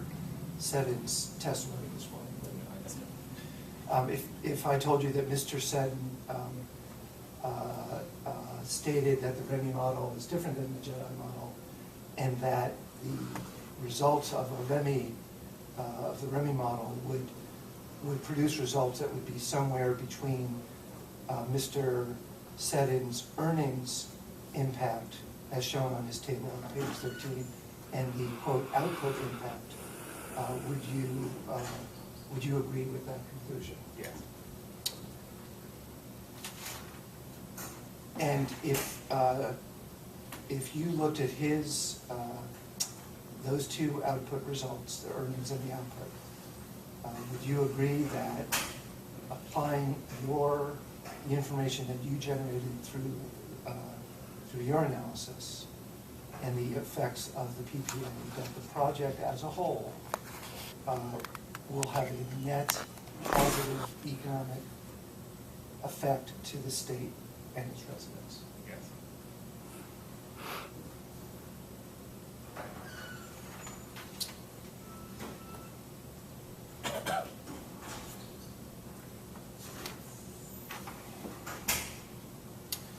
Turning to Mr. Nolan's testimony, his supplemental rebuttal testimony, have you reviewed his testimony? And have you reviewed his exhibit KN-2? Yes. And KN-2 is called range of solar values. Can you state what your understanding of what this diagram is intended to represent? So it's a range of ranges. a number of different witnesses, myself, Mr. Seddon, and Mr. Nolan, have proposed different sets of numbers for what the output of this project might be worth from a ratepayer standpoint. Each of those three, myself included, looked at a range of possible values, ranging, each sort of column on that chart is a range that is a range between a low energy price, low capacity price, no transmission value option, up to a high energy price, high capacity value, high transmission avoided cost scenario. So there's a range within each witness's take on the potential output of the project, and then because each of us have had a different take on what the project might actually produce, there's some range there. Okay, thank you. And there's one of the ranges that's labeled as Hopkins. And am I correct that of all the ranges shown here, you've essentially, you place the lowest value on the project power compared to the other scenarios? Right. And that's the information that you used when you did your REMI run, your analysis that utilized REMI in part. And that is what the table that we were just talking about that Mr. Seddon produced looked at the effect that you observed or estimated compared to his economic output from the Jedi run. I'm not recalling at the moment whether Mr. Seddon was comparing with my numbers directly or with his sort of adjusted version of my numbers. He did like the same analysis I had, but with adjusting the peak coincidence. So I'm not sure which one. I'm not recalling at the moment which one was actually presented. Fair enough. In fact, there's a note to Table 1 that says Hopkins REMI modeling adjusted to use 60% coincidence peak. So the numbers that are in that table are then Mr. Seddon. Those numbers basically correspond to the second set of second sort of column on the figure, rather than the first. Okay. Would you agree that in the Seddon table on page 13, there's a fairly sizable spread between the negative impact that you were observing and the positive impact from the Jedi? Yes. So at a minimum, the Seddon rebuttal scenario in the range of solar values, when combined with the Jedi, still results in a positive economic benefit. And so anything to the right of that scenario, where the value only goes up, will produce an even greater benefit. Right, estimated benefit. Estimated benefit, thank you. Would you also agree that even under the Hopkins scenario, which is a 50% coincident peak, given the amount of headroom that exists, that there would still be a positive economic benefit had he used your 50% coincident peak? Yes. Thank you. Do you think the Seddon rebuttal scenario is a reasonable one? Yes. After reviewing Mr. Seddon's testimony on the discussion of his arguments around peak coincidence, it seems like a credible scenario. And the only difference between the Seddon rebuttal scenario and the Nolan rebuttal scenario is the capacity factor that they each assume. Is that correct? Right. Mr. Nolan assumes a 15%, and Mr. Seddon effectively assumes the same thing you assumed at 18%. Understanding the vagaries in solar output as it relates to shading or weather, do you think Mr. Nolan's scenario that uses a 15% capacity factor is a reasonable scenario? It's quite possible that the plant will produce in actuality essentially any one of those scenarios, potentially in any given year, depending on those vagaries. So right. It would be almost impossible that the project's going to hit any one number every year for 25 years. Right. Weather is not that consistent. And the weather's not that consistent, and, you know, as Mr. Nolan, I think, has pointed out, you know, market prices, market rules, all sorts of things are potentially subject to change over the course of the life of the project. So it's all sort of based on the best information we have at the moment. You know, if the project happens to, from a ratepayer perspective, given that what BED is sort of professed needs are for capacity, are for peak rather than for energy, given that the project is being paid on an energy basis, from a pure ratepayer standpoint, you'd like the project to output absolutely best at peak and very little otherwise. Right. But you know, that's not you know, that's not the expected outcome of the project. But that really, you know, what the ratios are between energy produced and performance on peak really has a strong impact on what the value ends up looking. That is all I have. Thank you. Can I have one follow-up to this conversation? So you have read both rebuttal testimonies of Mr. Seddon and Mr. Nolan. Yeah. And in reading those, I think I heard you say that you concluded that those were reasonable approaches and conclusions. I think it seems to me more likely that Mr. Seddon's take is a little more likely than Mr. Nolan's. That the project might deliver, you know, any of the sort of ranges of performance that are estimated by the gentleman. So it seems more likely to be that if you're going to have somewhat higher peak coincidence, that corresponds to a generally higher performing project that's going to generate more energy overall. And so the higher capacity factor, given the high DC to AC ratio of the project, seems more credible to me, aligned with that higher peak coincidence. But again, the project, you know, may produce well or may produce poorly, and there's a lot of, you know, depending on how it's constructed and maintained, and yeah,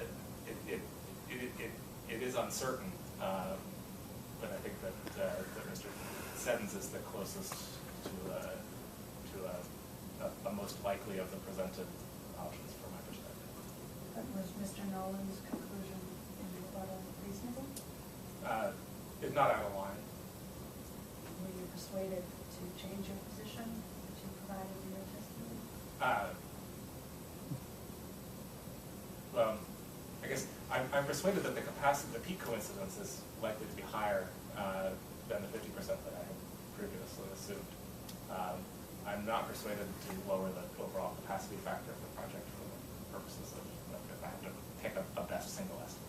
And do you still conclude that this project does not meet the economic benefit? No, I think in answer to Mr. Russell's question, I think it does meet the criteria. There's a negative GDP impact from the cost of the PPA and a positive GDP impact from the construction and operation of the facility itself, and the latter is greater than the former in such a way that the criterion is met. But that doesn't mean that the former isn't negative. It just means that the other is positive enough to outweigh. Question of degree.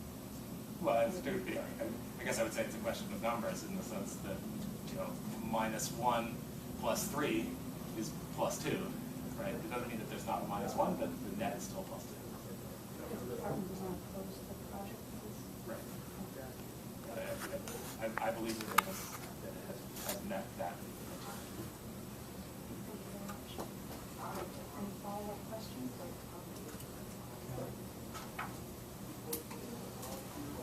Thank you.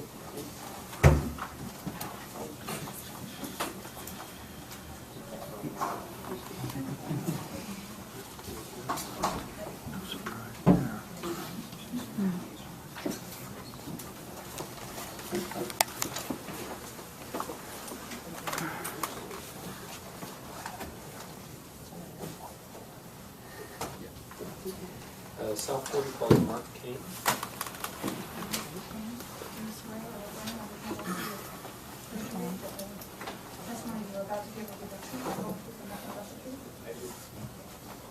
Mark, could you just state your name for the record? Mark Kane? So did you file You filed direct testimony on behalf of South 40 Solar on August 14th, 2015. I do. And you have that testimony with you? I do. Are there any corrections you wish to make? No, they're not. And with that testimony, you submitted exhibits SFS MK1 through SFS MK5, is that correct? That is correct. And then on April 25th, 2016, did you file supplemental testimony for South 40 Solar? Yes, I do. Do you have it with you? I do. And do you wish to make any corrections? No, I do not. With your supplemental testimony, you submitted SFS MK6 as an exhibit, is that correct? Correct. And then subsequently on May 20th, 2016, South 40 Solar filed an exhibit marked SFS MK7. That's Is that right. your understanding? Yes. And are all of these pre-filed testimonies and exhibits true and accurate to the best of your knowledge? They are. South 40 Solar moves the admission of all of Mark King's testimony and exhibits. Are there any objections? Nope. No. No. Thank you, so much. The witnesses.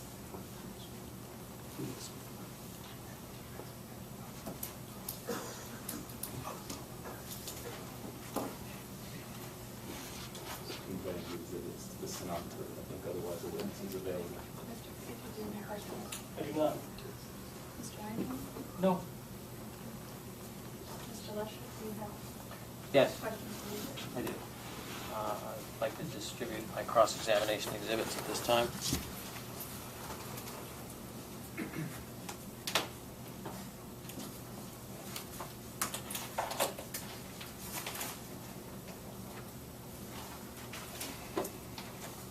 And can you identify them?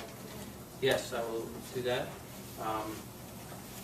The first one, SFS JL Cross 2, is from the ECOS Chittenden County Regional Plan 2013. I'll create this up myself.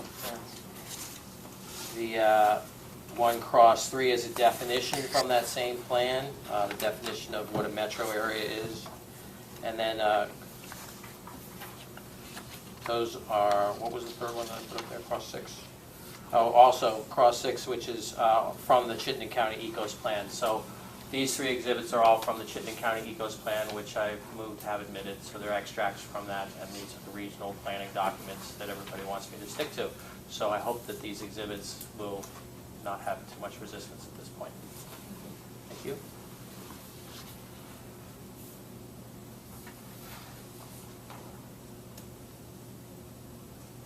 Oh, sorry, you're waiting on us? No objection. I can proceed? Okay. Good afternoon, Mr. Kane.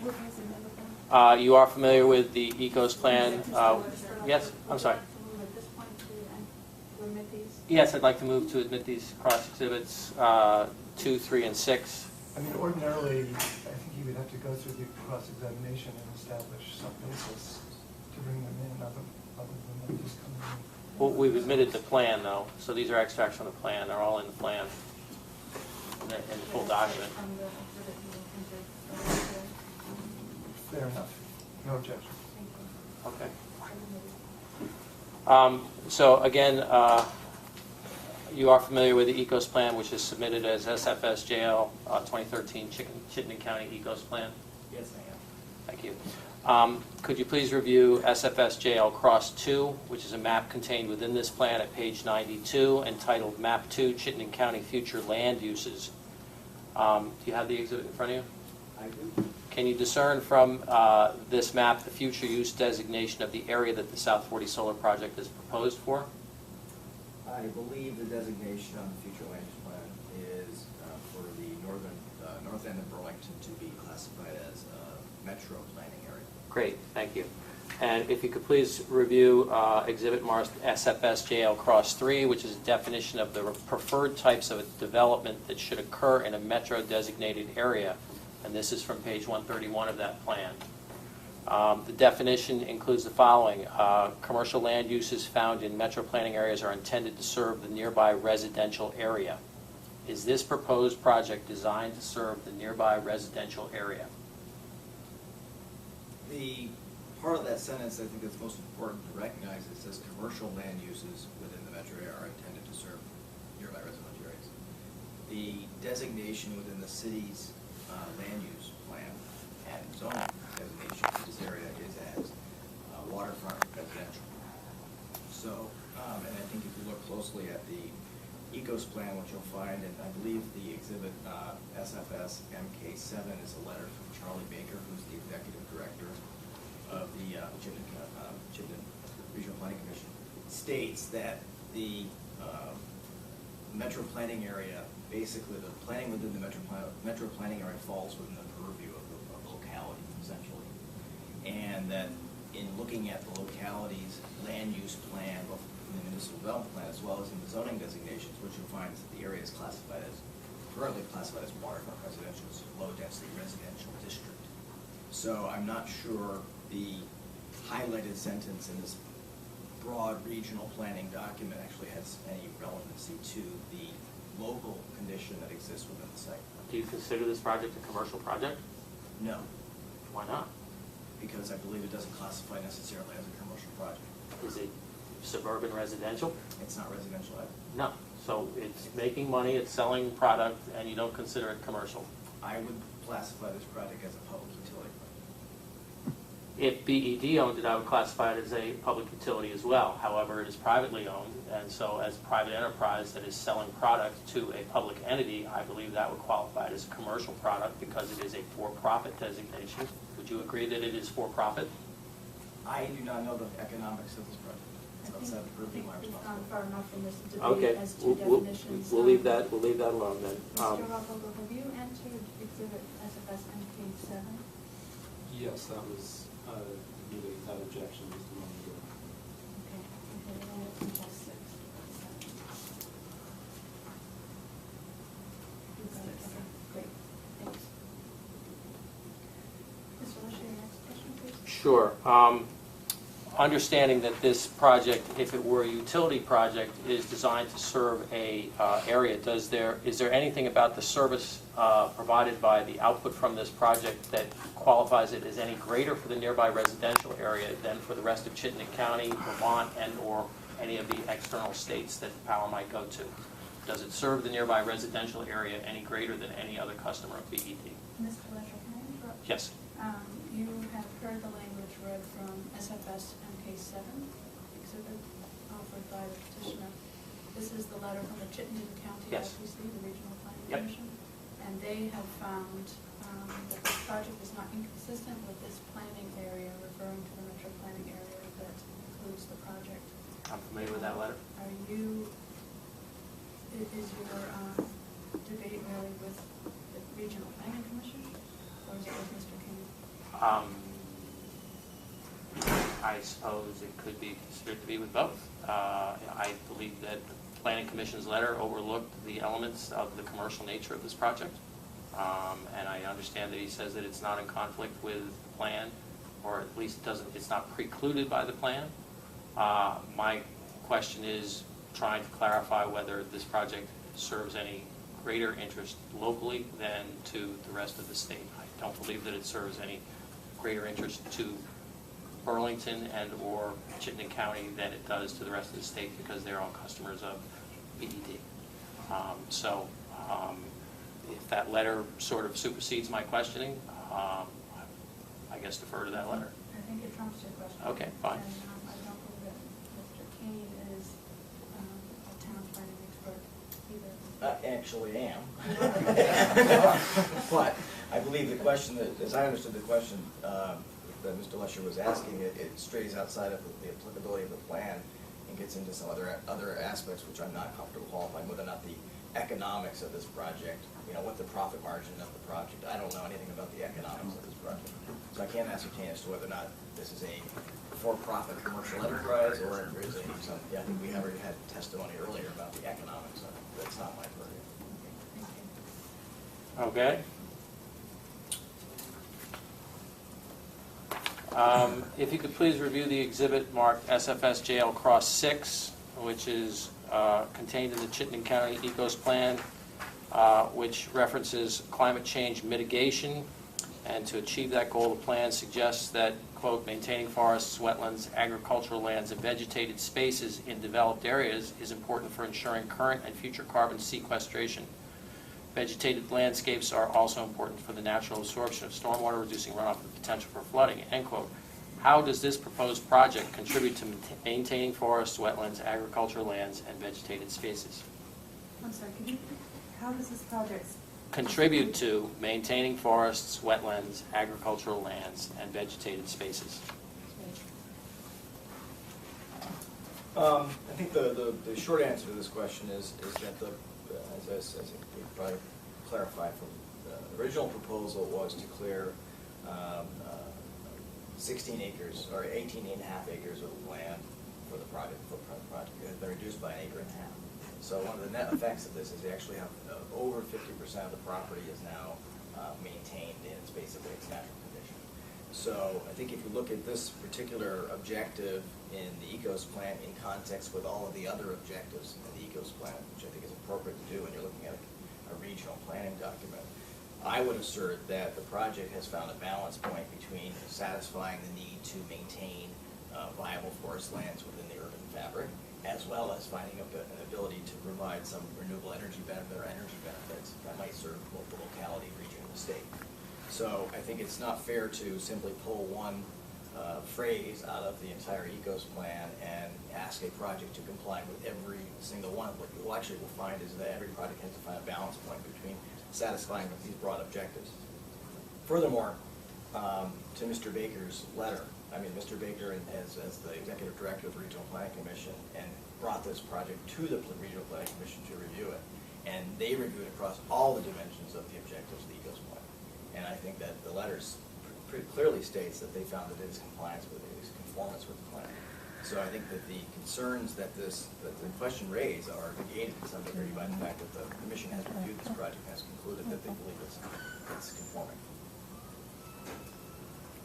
Are you also familiar with elements of the ECOS plan that indicate that there is a conflict between the land use planning measures of the ECOS plan and the energy planning uses that are projected? That they acknowledge that there's a conflict between these two goals. Perhaps you could cite me to the section of the plan, I don't recall it in its entirety. Okay, well, I am unable to do that because I can't, but I know that it's there. So that said, I can provide that site later, but they indicate there's a conflict between the ECOS, in the ECOS plan, there is a statement that there is a conflict between the land conservation goals of the plan and the energy development goals of the plan, and that this needs to be resolved at a future time. And so they very clearly understand that there is a conflict contained within their own plan about the goals, the aspirational goals that they have. I am talking policy, and it is a conflict that they've noted, and they hope for resolution of that at some point in the future, perhaps through legislation or other planning tools. But there is an acknowledgement of the conflict between the goals. So they have reviewed it, yes, I understand that. They've also acknowledged within their own plan that they have conflict about the goals that they contain within their own plan. And they have found that this project is consistent with. They have stated that. Thank you. The next question. I have no further questions.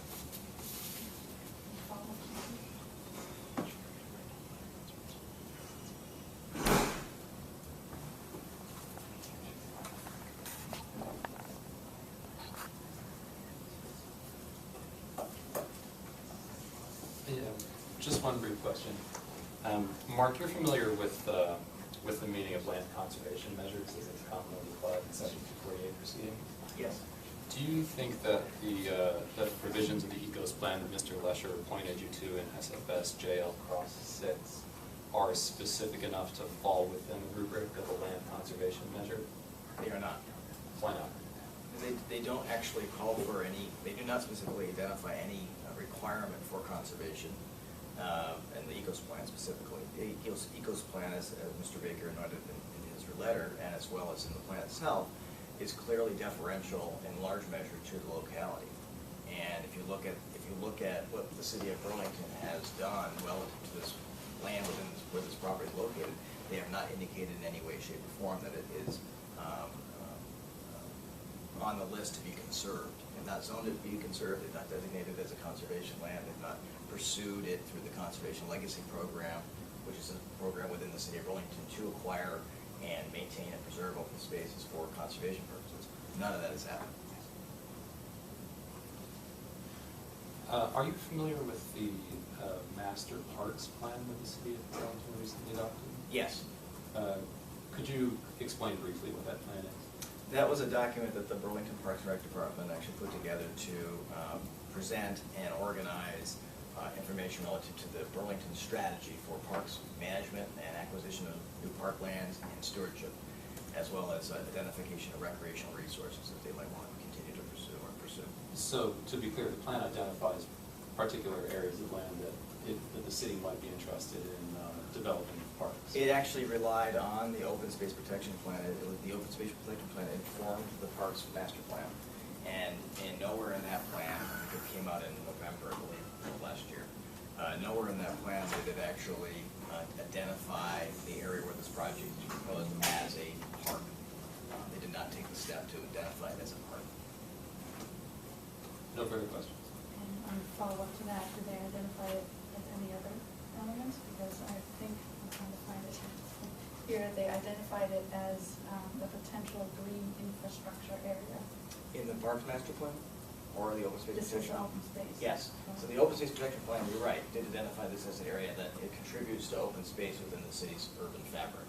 The parks master plan is the vehicle within which the city can take those kinds of ideas and move them into a more structured format, identifying it as parkland, where parkland is actually under the purview and ownership of the city.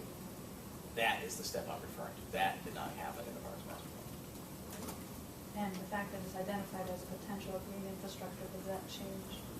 No, and I think it particularly doesn't change it in the sense that, for two reasons, I think, on this project in particular, the form of this development that's being proposed is significantly more benign relative to other land use forms that are allowable within the residential district within which the project is located.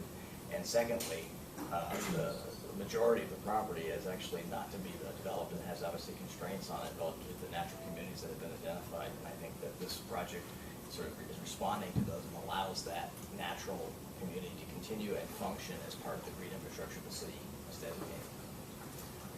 This makes a nice segue into our fencing questions. Do you want to ask? Yes.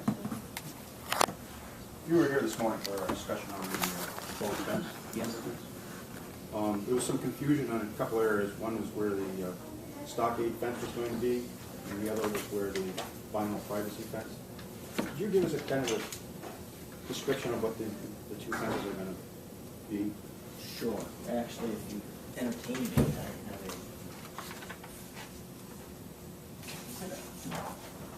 this is SFS MK6 figure 1 of that. It's a 5-set figure. And this plan shows the entirety of the project with the, just for reference, Sunset Cliff is on the top, Curtis Avenue is this way, and the Strathmore neighborhood is this way. So these are the three areas that have been brought to question. The fence that you're referring to, there's two privacy fences, or two fences that are indicated beyond just the perimeter fence. One of them was a wooden 8-foot tall stockade-style fence that was located on the northern edge of the property along the Sunset Cliff neighborhood, extending from about here, which is about a third of the way across the frontage of the property, to where the gate to the entrance point to the access road is located. This was a 8-foot tall wooden fence with some articulations and landscaping in front of it. The second privacy fence was an 8-foot tall vinyl fence that extended from a position basically where the Strathmore neighborhood ownership begins on the northern corner of it, southward to basically this is Nottingham Lane, and this is the access point for Nottingham Lane. So this is the first property south of Nottingham Lane in the Strathmore neighborhood, and the fence extends down to basically where their southern property line is. So this was a vinyl fence, and this is a wooden fence. These are both 8-foot tall. This one articulates some spec, and this was again as a conversation with the neighborhood to generate this design. This one is just a solid vinyl fence. When you say articulate, what is that? So the fence itself has some recesses in it. So every 10 or 12 feet there'll be a bump back of feet, and then it'll go another 3 or 4 feet, and that's come back. And So it's bumped out as Bump- stockade? Bump inward, yeah, towards the property, not outward towards the road. First, And that's for aesthetic reasons. And one of the things the neighborhood was concerned about was creating very sort of a dense landscape environment as they approach the property. And the articulation of the fence allowed for landscaping to be put into those little pockets where the articulations happen to soften the look of the fence, but also not make it sort of a wall. And they were a little concerned about it. This would be sort of a horizontal or probably horizontal vinyl slats with maybe a slightly taller vinyl top on vinyl posts. You've seen them around. They're very residential in form. That was something. That particular style fence was something that was requested specifically by the Strathmore neighbors. Is that a solid wall? It's a solid wall. Yeah. And that's actually a really very important point, because I think one of the things that came about as a result of the conversations in the mitigation aspects of the project were they wanted to create a sense of visual isolation immediately, and this privacy fence was designed to do that, in addition to the vegetated landscaping, as well as the privacy fence along the sunset. what color is it? This would be a white fence. The wooden fence along the northern side would be more natural look. And Strathmore chose white? Yes. And there are no slats between, no spaces No between the spaces. slats? Now, I should say also that it's set out, this is kind of a second line of mitigation, if you will. They've requested, and we've committed to doing a fairly robust planting plan along that edge. And if you looked at the sheet that corresponds to the planting plan for that neighborhood, it's largely coniferous plantings. So it was designed to be very effective year-round as a screen. The privacy fence itself is just kind of a secondary line of screening that will essentially make it impossible for them to see the project. And just for reference, there is a pool, the Strathmore neighborhood pool is located right here, so that was primarily one of the concerns. Now, in your plan, did you contemplate having the wire fence in that same location, but behind these privacy fences? No, and I think the figure MK6 talked about transition. So the idea was that it would transition from the wire fence with cedar posts to the vinyl privacy fence or the wooden fence, depending on where it was on the property. Transition just means they're connected. They're connected, yeah. Yeah. And is there any concern about wildlife movement? I think as was mentioned earlier, the project and the plans associated with the project have been provided to the Agency of Natural Resources. I would also note that we have internally talked about, has not been presented in the plans, but it's oftentimes is the case, you can raise up the bottom, you can remove the bottom 6 inches of the fence without any negative aesthetic consequence, because it's basically below the eye level and it's really not visible. So on either of those fences, it's possible that there could be a 6-inch gap at the bottom, which would allow for basically the same situation that the mesh fence allows for, just small mammals to be able to move through relatively unimpeded. But essentially they're finite segments. They're finite segments, correct. And is there any issue we should be concerned about in terms of meeting code requirements for fencing around the solar project? I think that would be a question for some other expert. I thought we might put Mr. Seddon back on for a couple of issues. I don't think we have a definitive answer on that question today, but we can continue that discussion. No further questions? Oh, you Yeah. sorry. We talked a little bit this morning about landscaping and whether the trees are established. You're the right witness to ask about it, when the trees are established, is that right? I can answer that question. Okay. I'll give you my opinion about that question. Do you have any suggestions as far as at what intervals plants should be monitored and how these plants should be taken care of?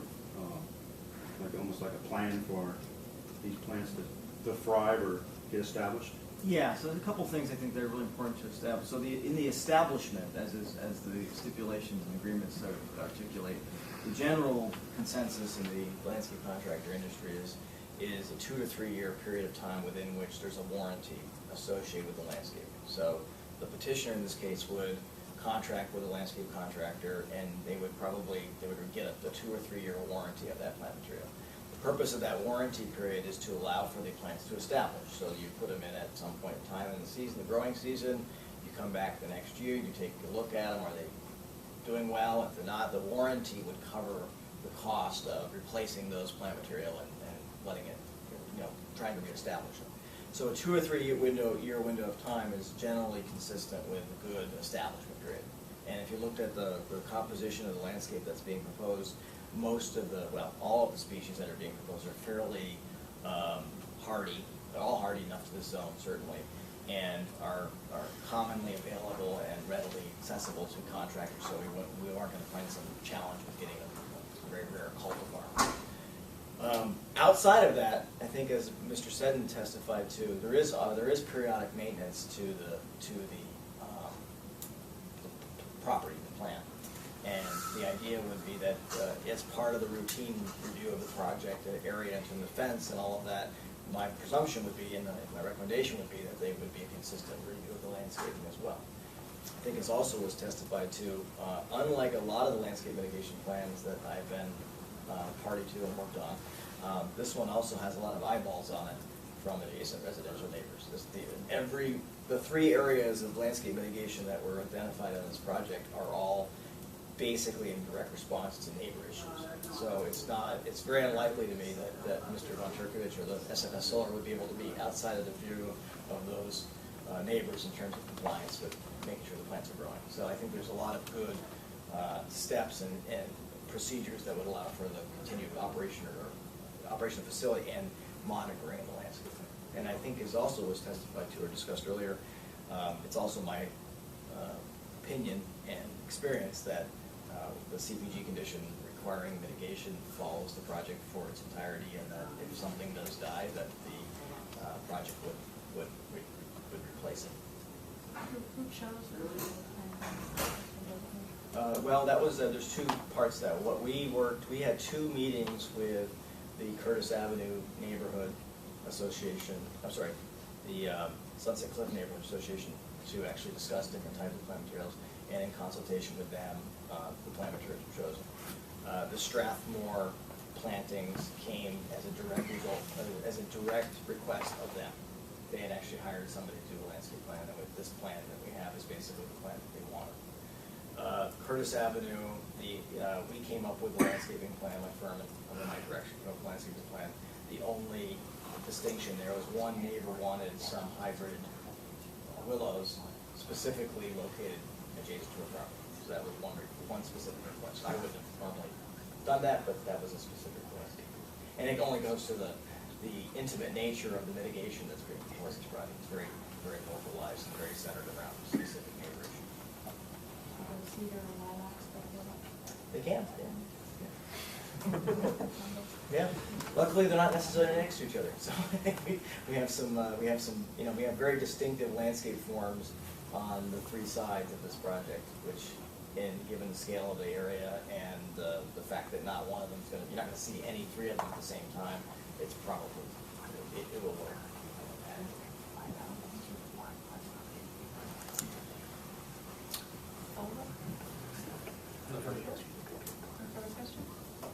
Thank you. Seth, would you recall Mr. Seddon for a couple of follow-ups?